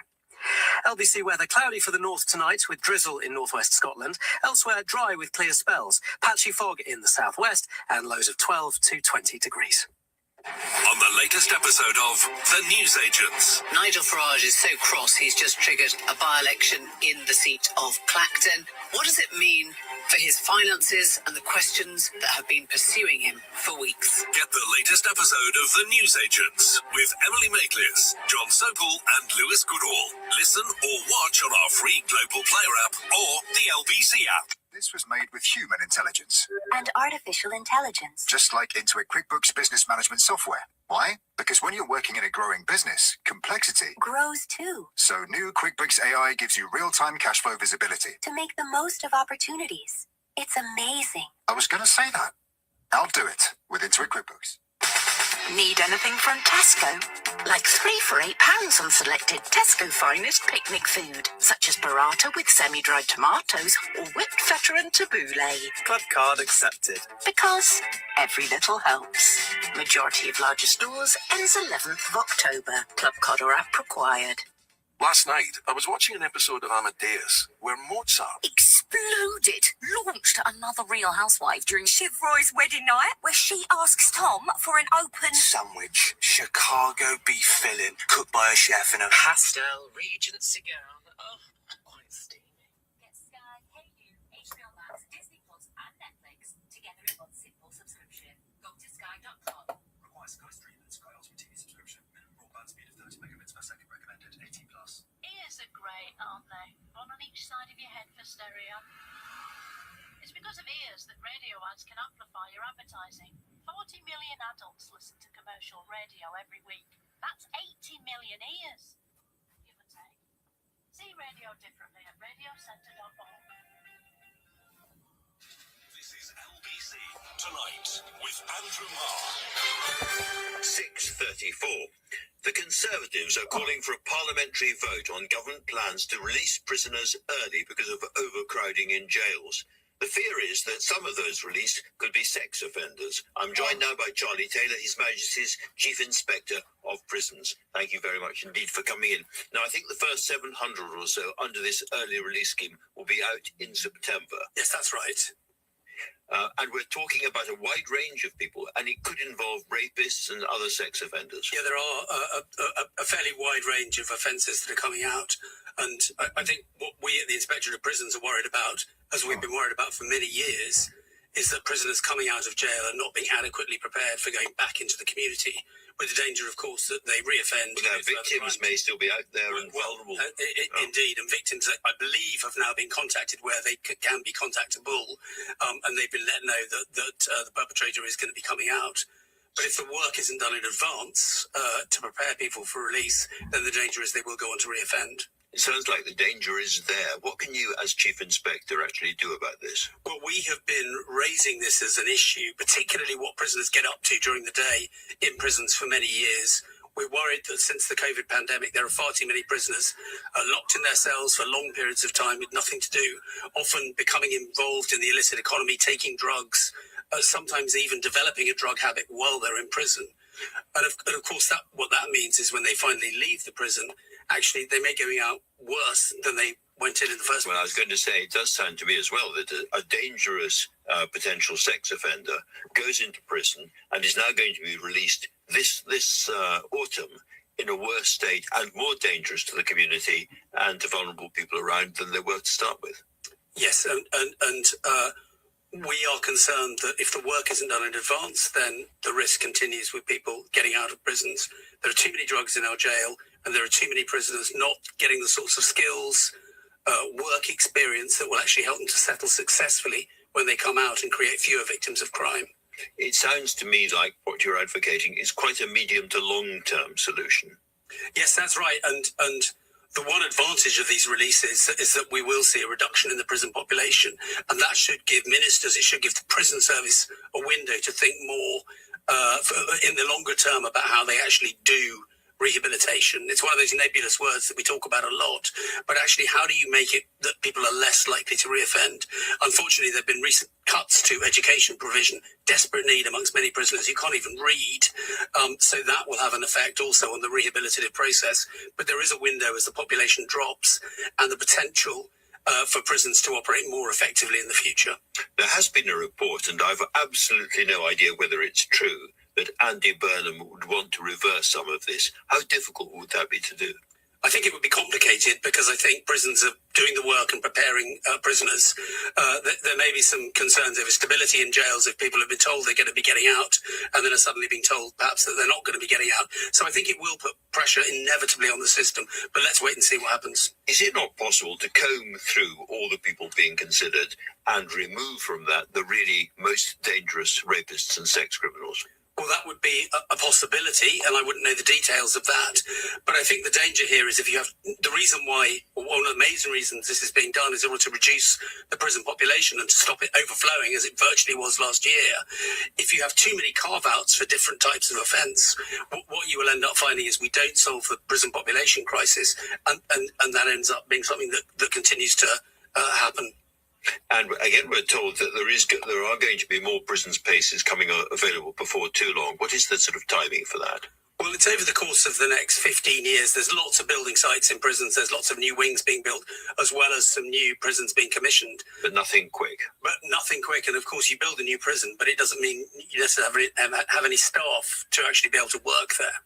Just give people listening a sense of what needs to change in an average prison wing. I know that's probably a meaningless phrase, but in a prison, what needs to change given the situation now and, you know, where we get to make these people less dangerous? There's three critical things. The first is about keeping drugs out, stopping that domination by serious organised crime. And is that possible? It's possible to reduce the amount of drugs getting in. What we're seeing is drugs being brought in on drones with large packages of ketamine and cocaine, but also things like large amounts of cannabis and things like Ozempic for weight loss, things like minoxidil for hair loss, anabolic steroids, so prisoners can almost pick off a menu. We need to be able to bear down, and this is a challenge for the police, it's a challenge for the security services, for the MOD to stop serious organised crime being able to get contraband into prisons in the way that they are at the moment. So number one is bear down on contraband. Are we actually close to needing drones to take out those drones? Well, I think that there are technological solutions which will certainly help. It's also about making sure that physical security is better in jails so that prisoners can't breach windows and reach out and be able to pick up packages. And it's also making sure that staff are properly trained so they really understand what they're looking out for. So that for me is critical. The other thing is enormously important is about making sure that prisoners have something to do during the day. You know, it costs 57,000 quid a year to lock someone up, and I think it's not unreasonable that the public would expect that people are not lying on their beds smoking cannabis during the day, that they're out there doing the sorts of work, training, skills that will help them to be successful when they come out. Final quick question. Do you think the prison estate is listening properly to what you're saying? Well, it's a frustration of this job that sometimes things don't move as fast as they do. I've been doing it for 6 years. I'm going to be leaving in some months' time. It's been a frustration of all of my predecessors as well. But I think there are enough good things happening in many of the better jails in the country to give me at least a sense that things can get better. Charlie Taylor, thank you very much indeed for coming in and explaining it all so clearly. Now then, Prince Harry has lost his High Court case against the Daily Mail. The judge dismissed 97 allegations of unlawful news gathering made by the Prince and other celebrities. This is a huge win for the press. Our reporter, Helen Hoddinott, is here with more details. Helen, first of all, the reaction of the Daily Mail. Yes, so the judge today basically told the claimants that you've brought me some concerning articles, but no solid proof of unlawful information gathering. Associated Newspapers Limited, which publishes the Daily Mail, has called today's judgment a magnificent vindication of the Daily Mail's journalism, and Editor-in-Chief Paul Dacre was quick out of the gates with his response to the judgment. Prince Harry wrote a sad book which boasted about his killing of 25 Taliban, his drug-taking, and, in cringe-making detail, how he lost his virginity. There isn't a laundry in the cosmos big enough to wash all the dirty linen he has aired about his own family. For him to complain about his privacy being invaded takes not just the biscuit, but the whole tin. Poor Harry. So really not mincing his words there. And we've now heard from Prince Harry this evening, who said the decision was a complete and obvious whitewash, but sadly not altogether unexpected, saying the claimants still believe their evidence to be compelling. So to take you back just a little bit, the trial started at the Royal Courts of Justice in the depths of January this year. And over the 10 weeks that followed, it was this revolving door of journalists, celebrities, people like Elton John, I remember being involved, and other celebrities. Baroness Lawrence, Liz Hurley, Sadie Frost, all of them giving very personal accounts in front of the court about these articles that were brought up and dissected line by line. And the claimant said dozens of these articles written about them in the late 1990s and early 2000s were based on information that was obtained unlawfully, accusing the paper of tactics like phone hacking and bugging. Countering that, though, the journalists behind the articles maintained in court that they had legitimate sources and good contacts close to the claimants, who they said fed them a reliable, steady and legal stream of information. And today, the judge in the case, Mr. Justice Nicklin, dismissed those privacy claims, saying the allegations are serious but required more convincing evidence before being proven, saying the claimants could not rely on suspicion even when it's understandable. And a little bit of Paul Dacre's sort of intense emotion about this is around Doreen Lawrence, Lady Lawrence, whose son, Stephen Lawrence, was, of course, murdered, because he put that big picture of the five people on the front page with the headline "Murderers," which was a very, very dangerous thing to do, could have landed him in jail. And I think he felt clearly personally betrayed by her, or feel very, very upset by the fact that she was part of this case. Yeah, he brought that up today, and about how he could not comprehend why that relationship has turned the way it has and why she has made the allegations that she has now made. So clearly he's spoken about it in a very personal context that All right. Really big case, Helen Hollinow. Thank you so much for coming in and explaining it. The NATO summit in Turkey has not begun harmoniously. Donald Trump has continued pushing on Greenland, saying it should be controlled by the United States, and added, we could remove all of our soldiers out of Europe. But many European countries have been talking together about creating their own defence system. I'm joined now by Rose Gottemuller, a former Deputy Secretary of NATO, and before that, somebody who served in the Obama White House.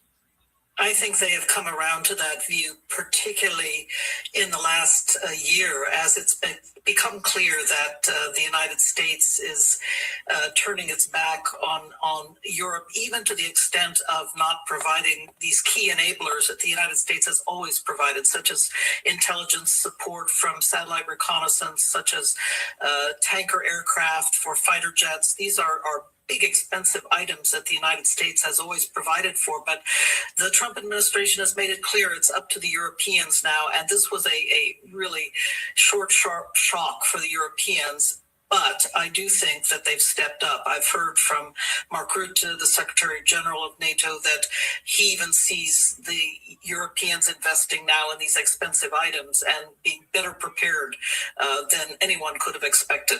So you think the once unthinkable, which is that NATO, European members of NATO without the United States might have to be in a conflict with Russia by themselves and do all right, is now possible? In the end of the day, I don't think that the United States will remove itself from NATO, and I do think that the United States would participate if there were an Russian invasion of Europe. I think the United States would be there. The Trump administration has also been clear about that message. But I think that the Europeans are realizing now that the United States is not going to be the kind of military cash cow it's been in the past, where they could depend on the United States for being the big, solid investments, and they could stand behind and ride on the U.S. coattails. So I think, frankly, that's been a positive result of all of Trump's temper tantrums from my perspective.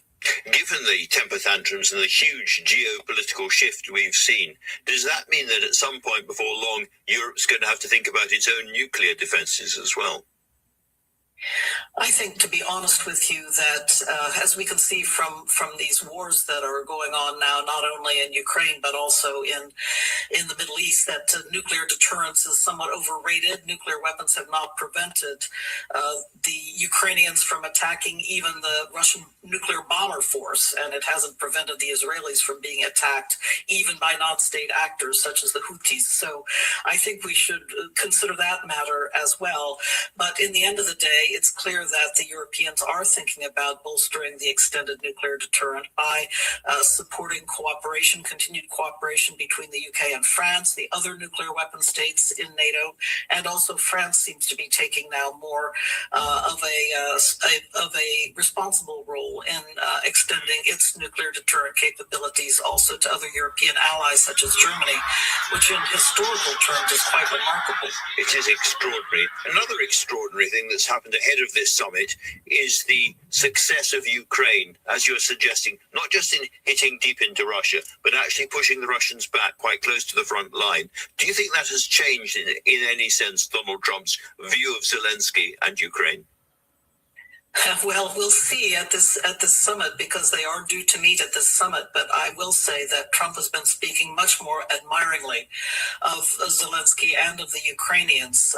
Famously, in February of 2025, he told Zelensky that he would not win the war, that he had no cards. But now he seems to have changed his view quite a bit. So I'm very curious to see what unfolds.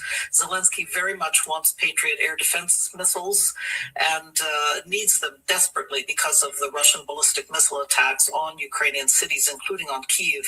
So I think that we will see if Trump is ready both to support Zelensky, but also to really put some major U.S. assets at his disposal. That would probably not amount to Patriot interceptors coming in large numbers from the United States, but perhaps a licensing deal so that Ukraine could build its own. Well, that would be a very, very big moment indeed. Finally, can I ask you a more domestic question? As is now well known, Britain has not spent quite as much on increasing its defences as Donald Trump and indeed NATO have asked for, and we lost our Defence Secretary not long ago because of that. How much of an embarrassment do you think that's going to be for Sir Keir Starmer in his final NATO meeting? I'm frankly afraid that Trump will really target Starmer directly on this account. Obviously, Trump is looking for ways to grab headlines. He always does, repeating the Greenland line again, always looking for ways to get to the top headlines, and he's doing it again. So I think he'll be looking for ways to dominate the headlines in the UK as well by going after the Prime Minister. How much of a challenge is that going to be, do you think, for our new Prime Minister, Andy Burnham? He's only a few weeks away from taking over. Yes, it's difficult for me to say, and I know that there's a special election just been called. Neil Farage having left his parliamentary post. So it's a confusing picture looking at it from California, but I do think that it will have to be a complete priority, a super priority for the new Prime Minister coming in, getting the defense plans and budget defense plans worked out by the UK government. All right, Rose Gottemuller, Ms. Gottemuller, thank you very, very much indeed for talking to LBC today. My pleasure. Coming up, more on the fallout from Nigel Farage's resignation announcement this afternoon. But now, the time is 6:50. Coming up at 7 on LBC, Ian Dale. Nigel Farage is a student of history, but clearly not a good one. He's resigned his seat and called a by-election, but what good can come from it? Remember David Davis in 2008? Ian Dale at 7. Listen on our free Global Player app or the LBC app. In a world full of noise and uncertainty, EYG is the investment platform that backs you. Forget the dubious tips from that guy down the pub. Get real-time insights, analysis and tools.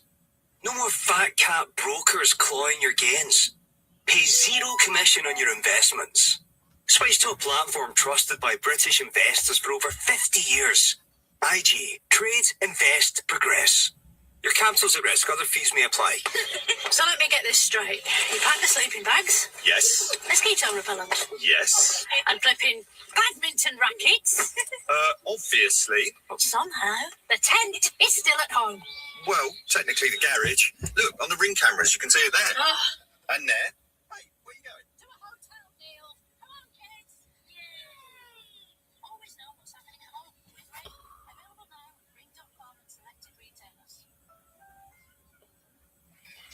When you're watching the match in bed, when you're streaming a game on your commute, when you just have to catch all the action. Sorry. Who cares? What's to spill coffee after a goal like that? Nothing brings us together like great TV.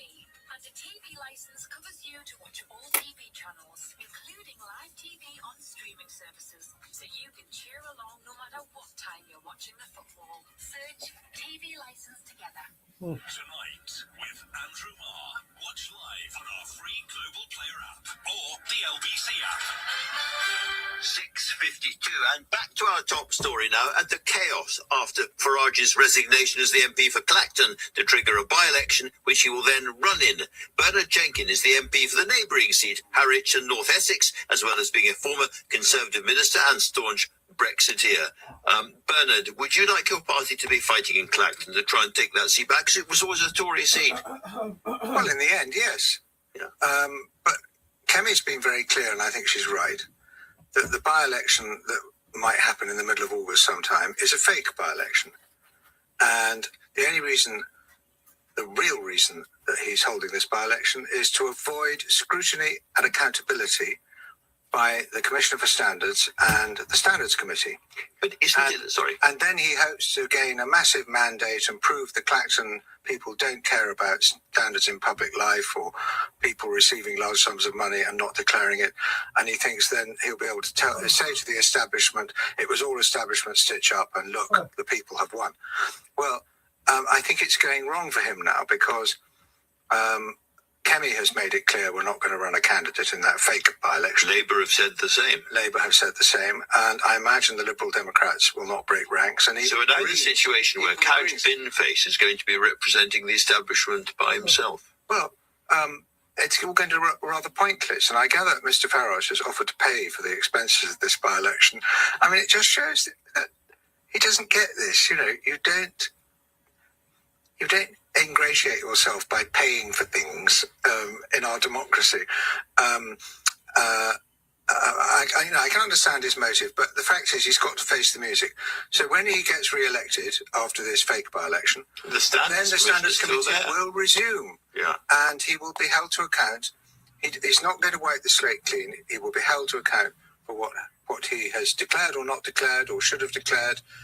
And that may well cause another by-election. Which will be... And in that by-election, your party will be standing. Would be standing. We would not be standing. Would be standing. By-election, yeah. Let me ask you about another aspect of what he was saying today, because he had a real go at the media, including named journalists and newspapers and broadcasters and the rest of it.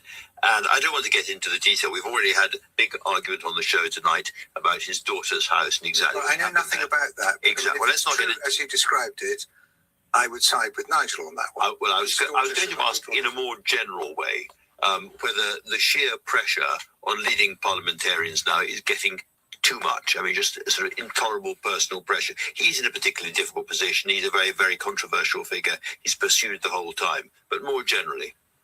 I think it's a good question, except I think of, for example, when Andrew Mitchell was under such intense pressure over apparently his swearing from his bicycle yes, as a policeman, or saying something indelicate to a policeman.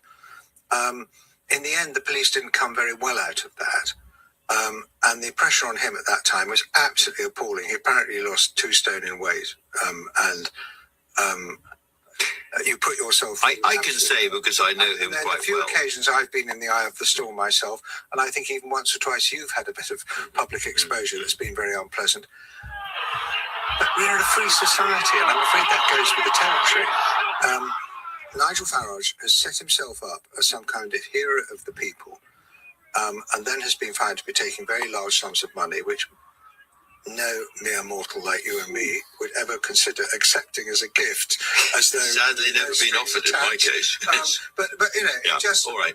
And if you can't take the heat, then stay out of the kitchen. A very old and very important motto. I think, Bernard, for now we're out of time, but thank you very, very much indeed for coming in. Now let's finish with a more in-depth look at the arena for this contest that Nigel Farage has triggered this afternoon. I'm joined now by Gideon Skinner, Director of UK Politics at Ipsos, who has all the details on the seat of Clacton-on-Sea. And Gideon, clearly Nigel Farage won it very, very easily 2 years ago. But if you look at nobody else is close really to him, it now appears there is not going to be a normal contest. But just tell us a little bit about the history of the seat. Yeah, so there's 2 different stories here. There's what's going on in Clacton specifically, and then the wider national picture. I mean, in Clacton, as you say, Nigel Farage won it pretty easily in 2024 with 46% of the vote. He well outperformed how well Reform did in the east of England, even generally just in that area, which tends to be a bit of a conservative stronghold. So he clearly outperformed personally very well there.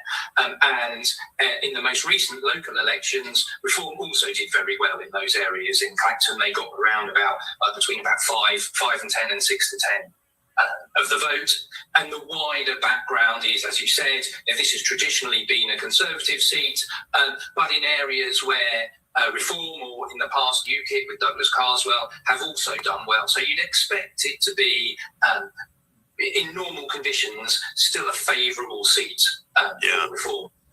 And remember, Reform are still, although nationally they have a slipping a bit, they're still doing better than they were in 2024. They have generally been kind of doing better in by-elections than they were in 2024. Now, of course, all elections, including by-elections, are unpredictable. All sorts of stuff can happen.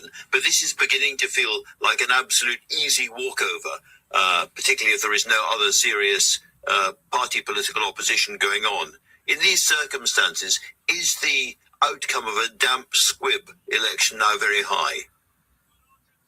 Well, I mean, partly it depends on how people take it, and it depends on how it's received and talked about in the media. It depends on the exact nature of the result. I mean, like, we actually did ask about favourability towards Count Binface back in June 2024, and 16% of the public said they were favourable towards him.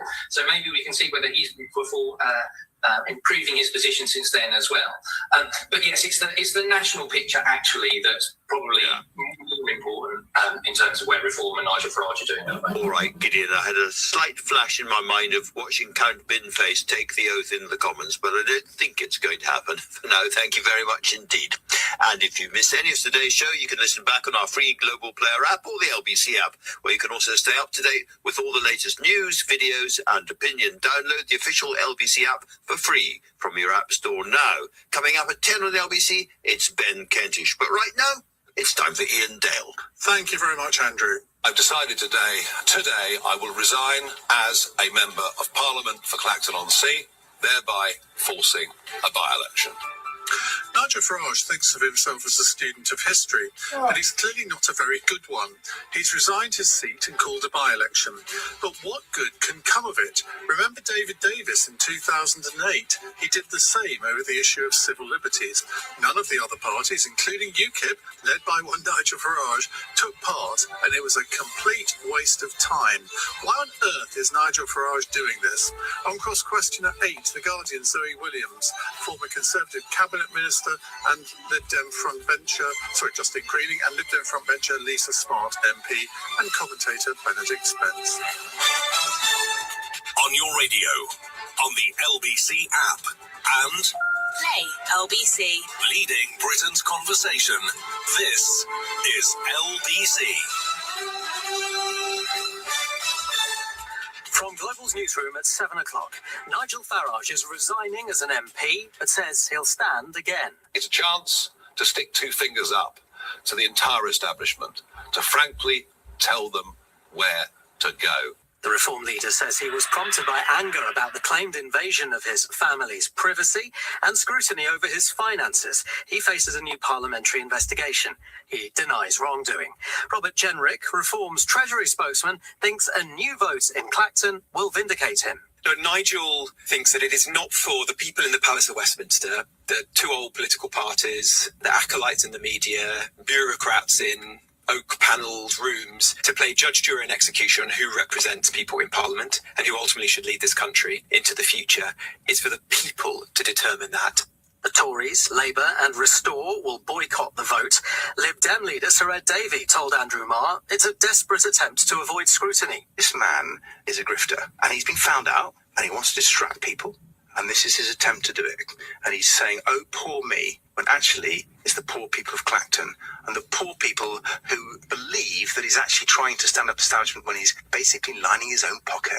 Political journalist Michael Crick told LBC he isn't impressed by Nigel Farage's move. The last time there was a by-election in Clacton, it was because a gentleman called Douglas Carswell defected from the Conservatives and felt it was a matter of honour and principle that he should fight a by-election. There are no principles in this by-election. It's all about Farage and his ego.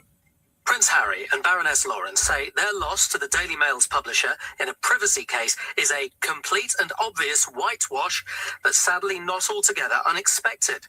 The High Court's dismissed their claims against associated newspapers over allegations of unlawful information gathering. Kelvin Mackenzie's a former editor of The Sun. This was all basically about 15, 20 years ago, most of these cases. Actually, it wasn't even true. I really enjoy the fact that he's been humiliated by a High Court judge who's simply there to listen to the evidence. A mother and 2 children who'd not been seen for days have been found dead at their home in Bedfordshire. Police were called to a house in Great Denham and say they believe a murder suspect has left the country. A man who murdered his wife has had his jail term increased. Robert Rhodes, who's 53, will now have to spend at least 33 and a half years behind bars for the killing at their Surrey home in 2016. A woman suspected of carrying out a bombing attack in Monaco, targeting a Russia-linked tycoon, has been found dead in Ukraine. 39-year-old Anastasia Berezovska's body was found with gunshot wounds. Volodymyr Zelensky's again called for Ukraine to join NATO, saying it makes sense. Speaking to leaders at a summit in Turkey, he said his country's location next to Russia is a source of extraordinary defensive capability. He asked Europe to step up military investment. Europe needs its own effective anti-ballistic systems and missiles. And I urge all of you and all our partners to give it the attention it deserves. On to sports. The highest-ranked woman left in the women's singles and the men's defending champion are both through to the semi-finals at Wimbledon. LBC's David Dom is there. 7 years after first stepping onto the grass courts at SW19, Coco Gauff is finally a Wimbledon semi-finalist, saying this was the first time she wasn't nervous for a match with the 4th seed Jessica Pegula. She displayed all those battling qualities to recover from a set down and set up a meeting with the 10th seed Karolina Mukova. Meanwhile, Yannick Sinner's quest for back-to-back titles goes on after a straight sets win against Jan-Lennard Struff. David Dom, LBC, Centre Court. In the city, the FTSE 100 closed up 14 at 10,665. The pound buys $1.34 and €1.17. LBC weather, cloudy for the north tonight with drizzle in northwest Scotland. Elsewhere, dry with clear spells, lows of 12 to 20 degrees. From Global's newsroom for LBC, I'm Matt Hewitt.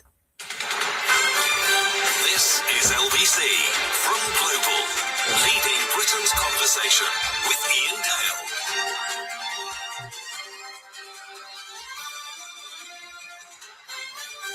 Hello, a very good evening. It's 5 minutes past 7 on LBC. So much news around today. When I got up this morning, I thought we'd have a nice, easy day today. We'll talk about something nice at 7, maybe sort of something about the World Cup. Oh no, well, Nigel Farage has put pay to all of that because at about, 12:30, he sent a tweet saying, I'm going to make a personal statement at 2 o'clock about my future in public life. Well, that started the rumour mill going, let me tell you, which I must admit I contributed to a little bit. Everyone was coming up with a theory of what he was going to do or say. I don't think anyone got it right, though, did they? He's called a by-election. He's resigned his seat. And he wants to do, well, he says he wants to stick 2 fingers up to the political establishment, who he thinks are against him. This parliamentary standards inquiry he thinks is a put-up job. So he's resigning his seat, which has the other side benefit of the parliamentary standards inquiry actually being abandoned. Because if he wins his seat, it'll restart. The thing is, though, he wants to put 2 fingers up to the establishment, but the established political parties have just done the same to him, because none of them are going to stand in this by-election. So you think, well, what is the point of it? It's going to be a absolute charade, because it'll be exactly like it was. Do you remember in 2008 when David Davis resigned his seat in Halton Price and Howden to fight a by-election on the issue of civil liberties? He didn't like the Labour government's approach to civil liberties, and he resigned from the shadow cabinet under David Cameron. He was shadow Home Secretary and resigned his seat as well and fought a by-election. I remember that day very well, because I was always seen a bit as his vicar on earth, and I kept being phoned by the media saying, will you come on and talk about David Davis resigning? And David Davis hadn't actually had the courtesy to either consult me about it or to inform me about what he was about to do. And I was absolutely furious with him and let him know in no uncertain terms, let me tell you. And it was a complete mistake, because he didn't get back into the shadow cabinet. David Cameron didn't allow him into his cabinet when he won the election in 2010. And everyone thought his political career was over. Now, it did get resurrected by Theresa May. But it did not have the effect as to what he wanted it to. And I don't think that Nigel Farage is going to enjoy the next few weeks because the by-election will take place sometime in August, apparently. Well, virtually all the political media are on holiday in August, so it's not going to get the coverage that he would want. I suspect the voters of Clacton aren't going to be very impressed by this. But I wonder, and if you live in Clacton, I mean, clearly, we would love to hear from you over the course of the next, well, not just this hour, we're going to cover it at the 9 o'clock hour too. So if you live in Clacton, if you live in Essex, if you're a Reform Party member, what on earth do you make of this absolute charade? 0345 6060 973. Well, Bethany Dawson is RBC's political correspondent and joins me now to talk about this further. Just take us through, Bethany, the events, because I mean, just when you think you've seen everything in politics, something like this happens, doesn't it? And events have gone on very quickly since his announcement just after 2 o'clock. Yes, well, I, like you, woke up and thought, what a quiet day. The birds were singing. I was really excited to talk about student loans. Were you? I'm fascinated by the story. Nigel Farage, though, bumped that one off the list, and I'm going to have to make my peace with that. As you say, a sort of mysterious tweet went out around 12:30 saying, I'm going to make a statement on my political future. Now, the Westminster rumour mill loves to run quickly, and it always runs very fast around Nigel Farage. So people quickly just went to debating whether or not it was him quitting. There was a lot of speculation that he would simply say, my political future involves me putting two fingers up to the establishment and I am here and I will stay. But then he called this by-election, and again, in a largely unprecedented move, as you said, David Davis has done it, he said he would have a by-election that he would contest, and I will put two hands up. I made a mistake. I then went on to our sister station, LBC News, and said, well, of course, Labour and the Conservatives are going to want to throw the kitchen sink at this. How wrong I was. Labour and the Conservatives have since said that they will not be standing a candidate, and I've been speaking to MPs, ministers, advisors, all of whom were saying they almost want to show Nigel Farage up. They want to highlight this as a stunt. They want any complaints of this being sort of a waste of public funds to be lobbied at Nigel Farage and Nigel Farage only. And now we're in this position where it is truly Nigel Farage versus Count Binface. And one MP texted me just before I came on that Bin Day might be coming soon. Well, that would be quite something, wouldn't it, if Count Binface entered the House of Commons? It would rather sum up the state of British politics at the moment, I think. It absolutely would. But let's, if you don't mind, we should have a listen to what Farage actually said, please. So during his statement, he made clear just how angry he is about some of the recent media stories around him. Most of the reporting at the moment is around these gifts, whether they're financial or otherwise, from very, very wealthy friends, which he didn't declare because he insists they were purely personal. Now, one of these stories, the main one at the moment, is from The Times, which showed photos of properties he owns. I will not tolerate intimidation of my family. I will not tolerate the location of where they live being revealed. I will not tolerate any of my family being endangered because of what I choose to do in public life. So yes, you can ask, am I angry? But I've never been angrier in my life. And then we had this. I thought about it hard, and I've decided today I will resign as a Member of Parliament for Clacton-on-Sea, thereby forcing a by-election. But as I said, the other parties are refusing to play his game. And this is what we heard from Labour Party Chair Anna Turley. The Labour Party will not stand a candidate in this by-election for exactly the sorts of reasons we've just heard there. This is a pantomime. This is a circus. Why should we all dance to Nigel Farage's tune? Because he's trying to avoid the kinds of scrutiny, the kinds of questions that he's had months and weeks to answer about the money he's been receiving, about the associates he's been dealing with, about the properties he's got, about the income he's receiving, and all of his failure to declare them all. These are the questions he needs to answer, and we're not going to be part of his distraction techniques to try and diverge from this. And this is what Conservative leader Kemi Badenoch had to say. Nigel Farage is having a hissy fit because the first time he's actually having to deal with some real scrutiny. What he needs to do is be honest about where his fishy £5 million came from, rather than calling a fake by-election to run away from a standards investigation. We will be standing a candidate in the real by-election because no one is above Parliament. Parliament is bigger than all of us.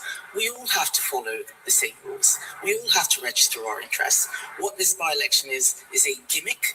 This is him wanting to make everything about himself rather than his offer to the country. Oasis are the flavour of the day with Wonderwall after every England World Cup victory. But I wonder if there's another of their songs that might be appropriate here. Don't Look Back in Anger, because Nigel Farage admitted that he's made this decision because he's angry. Now, I don't know about you, Bethany, but whenever I've made decisions when I've been angry, they've invariably turned out to be bad decisions. And I understand his anger about the fact that I think it was Sky News, went to the house that his daughter lives in, which Farage apparently owns. I know for a fact, I remember when I published his autobiography many years ago, he was very keen not to talk about his children, and this has been consistent throughout his career. He's tried to keep his family out of his political life. So I don't blame him for being angry about that. I think anybody in that situation would be angry. But to call a by-election, they clearly haven't war-gamed it, have they? I think to call a by-election that you're going to yourself contest without sort of, defecting to another party or having sort of a huge campaign to run and you're proving a point in that. This is it seems to be an emotional decision. It seems to be one that doesn't quite make sense. And as we heard from Conservative leader Kemi Badenoch, there is a world where there is another Clacton by-election this year. Now, that would only happen if the standards or authorities within Parliament investigate him, found him to have done wrong by not declaring the gifts we've been talking about, then give him one of the harshest sentences, which is a 14-day suspension from Parliament.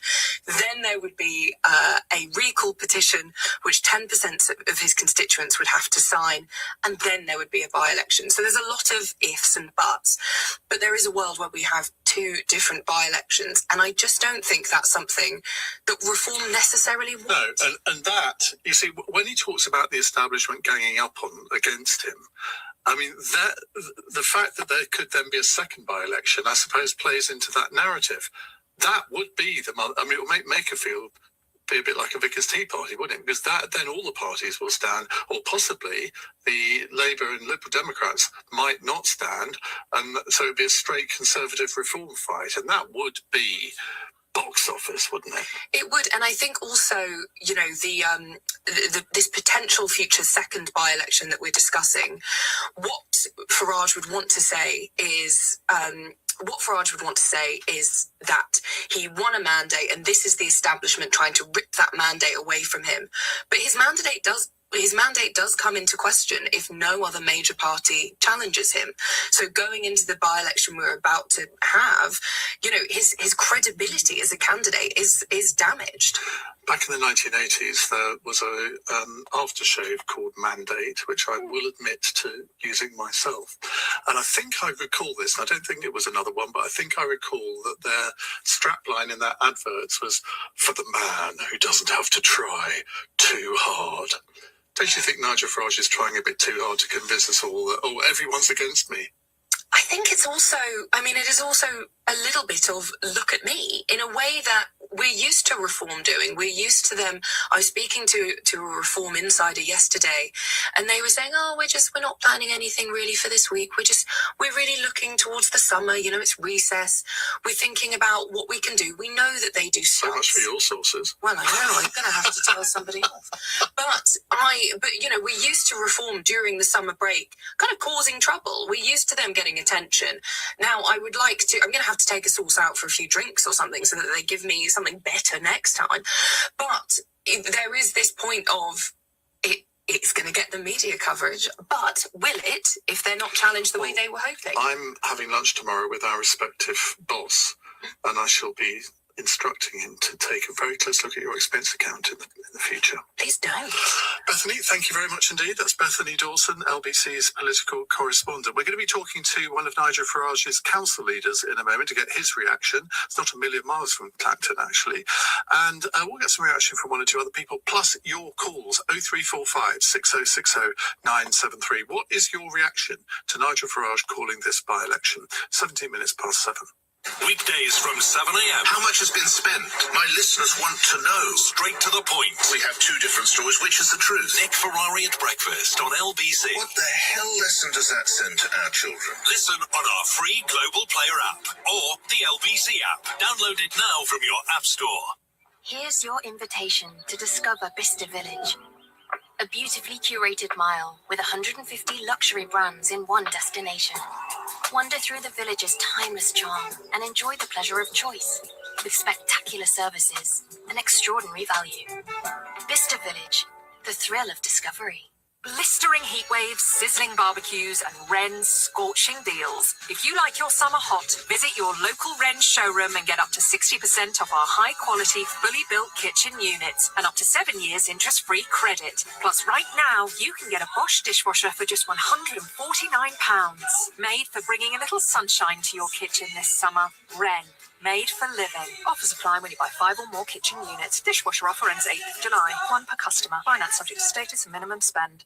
Mo Farah races past the staff room and hands Jack his multi-pack of sockets. How fast? Get your Screwfix order in as little as 1 minute with Click and Collect. Order on the app today. Screwfix. No stopping you. This was made with human intelligence. And artificial intelligence. Just like Intuit QuickBooks Business Management Software. Why? Because when you're working in a growing business, complexity grows too. So new QuickBooks AI gives you real-time cash flow visibility. To make the most of opportunities. It's amazing. I was going to say that.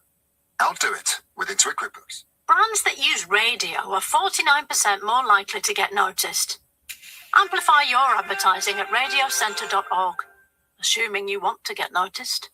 This is LBC with Ian Dale. Call 0345 6060 973.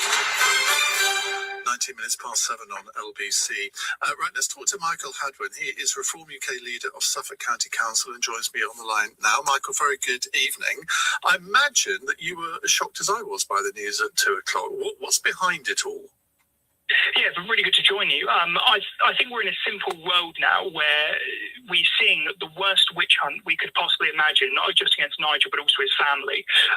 And, you know, I will say firsthand that is one of the most passionate speeches I've heard him give, and it came straight from the heart.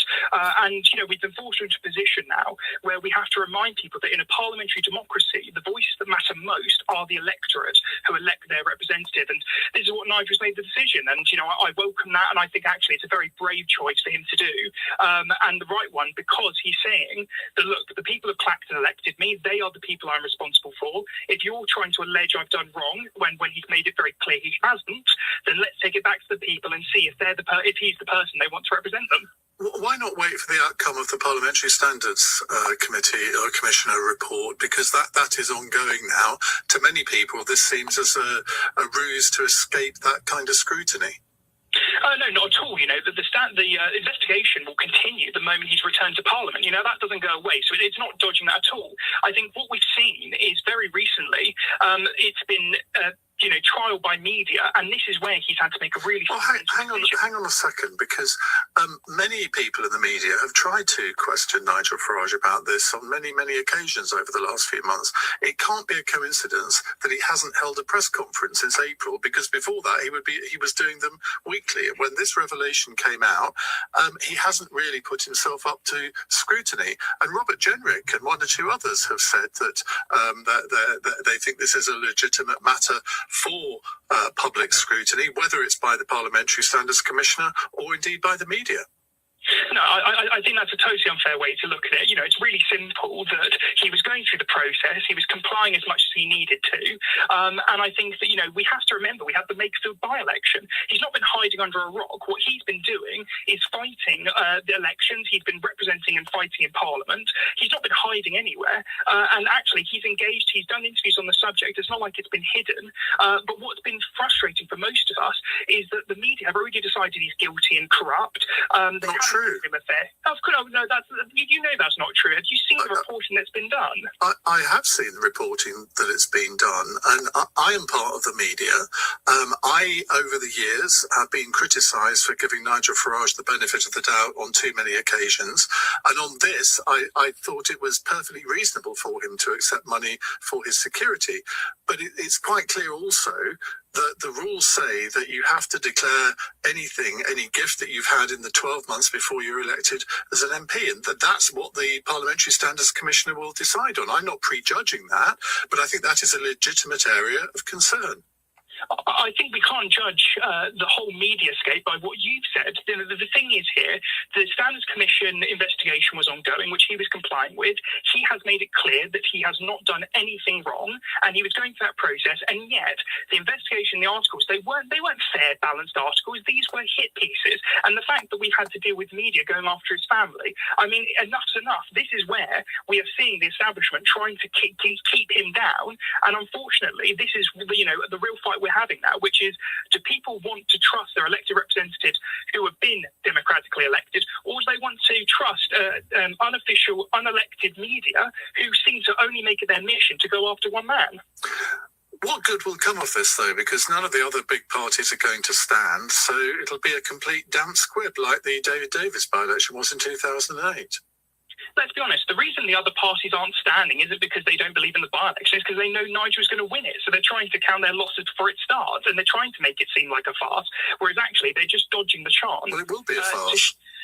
Well, only because the other parties aren't engaging, because they know Nigel's going to win. Everyone knows Nigel's going to win because the people of Clacton believe in him the same way the majority of the people in this country believe in him, which is why Reform are having such success across all these elections.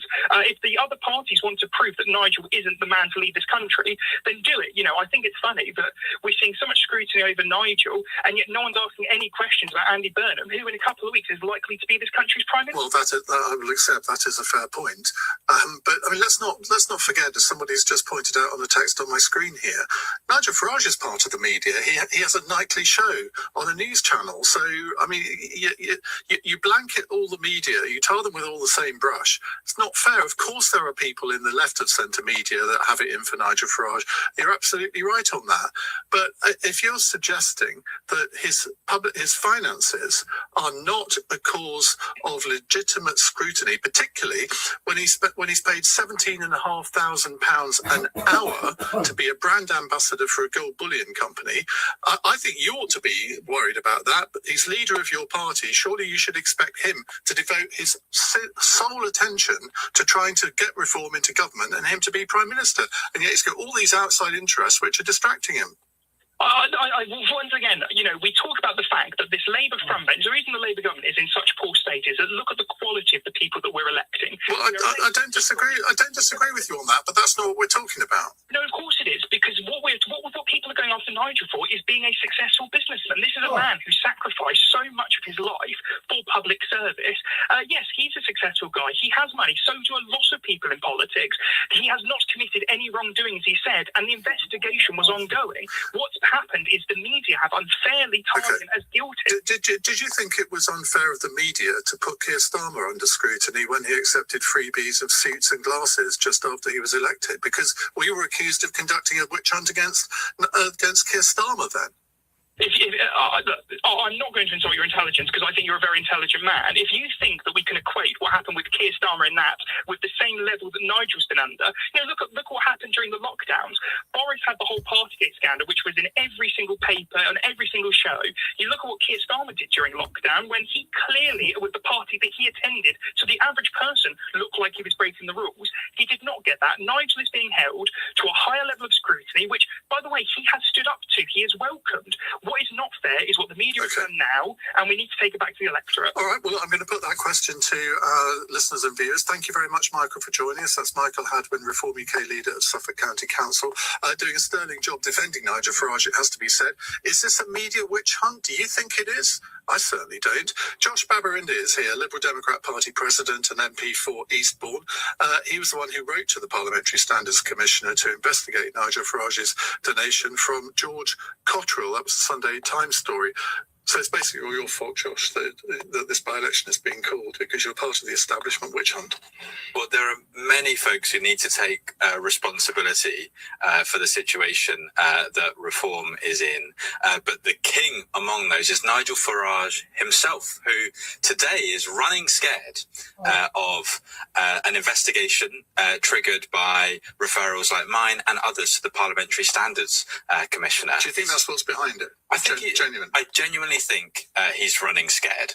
This is not a man who has resigned on principle. This is a man who has resigned because he has been caught red-handed accepting big donations that he has not declared to the Parliamentary Standards Commission. There's only one, I suppose it's the George... So you mean Christopher Harborne and George Cottrell? Yeah. I mean, his defence is that you don't have to do that because they're personal donations, nothing to do with his political career. Well, what's interesting is that George Cottrell, who made the most recent round of donations that are under investigation, was giving out business cards with a Reform logo on, with Nigel Farage's email address on. Now, my friends don't do things like that, and so I think it's a pretty weird personal relationship that they have. If that what really is going on, it is clear to me what's in the rules. The rules say that you need to declare donations that you've received in the 12 months prior to becoming an MP, and especially if they're political in nature. I was literally in the queue with Nigel Farage for induction sessions when we got elected at the same time. And in those sessions, it was made so clear. I declared all my donations received 12 months before I was an MP, even though I didn't know that I was necessarily going to be elected. And so does everybody else. So for some reason, Nigel Farage thinks there is one rule for him and one rule for everybody else. And this is a man who has spent his career fighting on the basis of taking back control. Yet he is not being explicit with the British public about who controls. Well, can you be explicit with me about the discussions that your party has had with Labour and the Conservatives over whether to fight this by-election? Because when Ed Davey came in to be interviewed by Andrew Marr, he didn't say that you weren't going to stand in this, and yet within an hour that was made clear that you as a party weren't going to stand. The Conservatives then made the announcement, and then Labour did as well. Did you have discussions personally with the other parties on this as party president? No, and I'm not aware of discussions that have taken place. But what is really clear for all to see is that this is a contest that is about Nigel Farage's ego. And I don't blame other parties, much like the Liberal Democrats, for saying, hang on a minute, none of us should be part of this circus. None of us should be part of this farce. This is not a statement of principle by Nigel Farage. This is him trying to protect his own back and kind of steal the show. Wouldn't it have been better, though, for maybe the Conservatives to sign? Because it used to be a Conservative seat. I don't think it's ever been Labour. Wouldn't it have been better for the Conservatives to put up a candidate and you and Labour to basically say to all of your supporters, you may not like voting Conservative, but it's worth it just to get Farage out? Now, wouldn't that have been a better way of doing it? I think the best way forward, in fact, would be for the government to reject this resignation in the first instance. After all, how could they do that? Well, it is, so you can't resign as an MP. The way that you do it is the formal way to do it is you ask to be appointed to a particular office, a steward of the Manor of Northstead or something like that, which then disqualifies you from being an MP. The person who you have to write to do that is the Chancellor of the Exchequer. But that would just play into Farage's hands, wouldn't it? Well, does he want to be an MP or not? Well, it's an interesting thing because I suppose that letter may have gone in today. I don't know. So it would be Rachel Reeves who would decide this. That would be constitutionally quite unprecedented. But you're suggesting that's what she should do.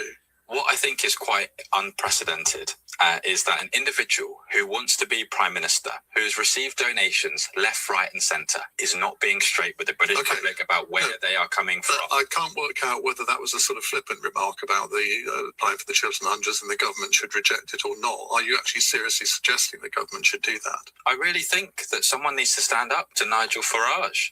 He is someone who needs to undergo this investigation. He needs to face justice there, whatever the outcome might be. What he's doing today is ducking that investigation for the coming months. That's not fair. That's not right. If he really thinks he's done nothing wrong, he will comply fully as quickly as possible with that so that we can see what happens. But we shouldn't give oxygen to this circus that he's creating for himself and nobody else. Josh, thank you very much indeed for coming in. That's Josh Barrow-Indy, the Liberal Democrat Party President and MP for Eastbourne. We are going to come to your calls, I promise you, but in a moment we're also going to talk about another charade today at the High Court. with Prince Harry, who lost his case against Associated Newspapers. It's 7:31. News headlines with Matt Hewitt. Labour, Restore and the Conservatives say they won't stand in what Kemi Badenoch's called the fake Clacton by-election, triggered by Nigel Farage's resignation. The Reform leader says he'll hold the vote in protest at intense scrutiny over unregistered gifts of cash and support to him. But the Lib Dems are calling for other parties to boycott the poll. Prince Harry and Baroness Lawrence say their loss to the Daily Mail's publisher in a privacy case is a complete and obvious whitewash, but sadly not altogether unexpected. The High Court dismissed their claims against Associated Newspapers over allegations of unlawful information gathering. And defending champions Argentina have produced an incredible comeback to beat Egypt 3-2 and reach the quarterfinals of the World Cup. They were 2-0 down with just over 10 minutes of normal time remaining. LBC weather. Cloudy for the north tonight with drizzle in northwest Scotland. Elsewhere dry with clear spells. Patchy fog in the southwest. Lows of 12 to 20 degrees. This is LBC. Evening. How's your night shift going? Just a quick check-in from Acorn Insurance, the taxi specialists. We've been by your side for over 40 years, helping you drivers earn a no-claims bonus from day one and accepting up to 9 years no claims from veteran cabbies. That's why we're the largest taxi insurance specialist in the UK. Find out more at acorninsure.co.uk/taxi. Bye for now. Acorn Insurance and Financial Services Limited is authorised and regulated by the Financial Conduct Authority. The government have rung the changes for business owners. Have you developed your response yet? Contact us by visiting barnesrofe.com. Barnes Rofe, clever accountants for business. Visit thebirthdaydraw.com for a chance to win £1 million. Why should you enter? Hello? £1 million. In fact, the birthday draw is the only weekly draw where you can win £1 million for just £1. Enter before midnight on Sunday from as little as £1 or via post. Is it your lucky day? From Global and ITV. T&Cs apply. 18 plus UK only. No purchase necessary. Verify at thebirthdaydraw.com/verify.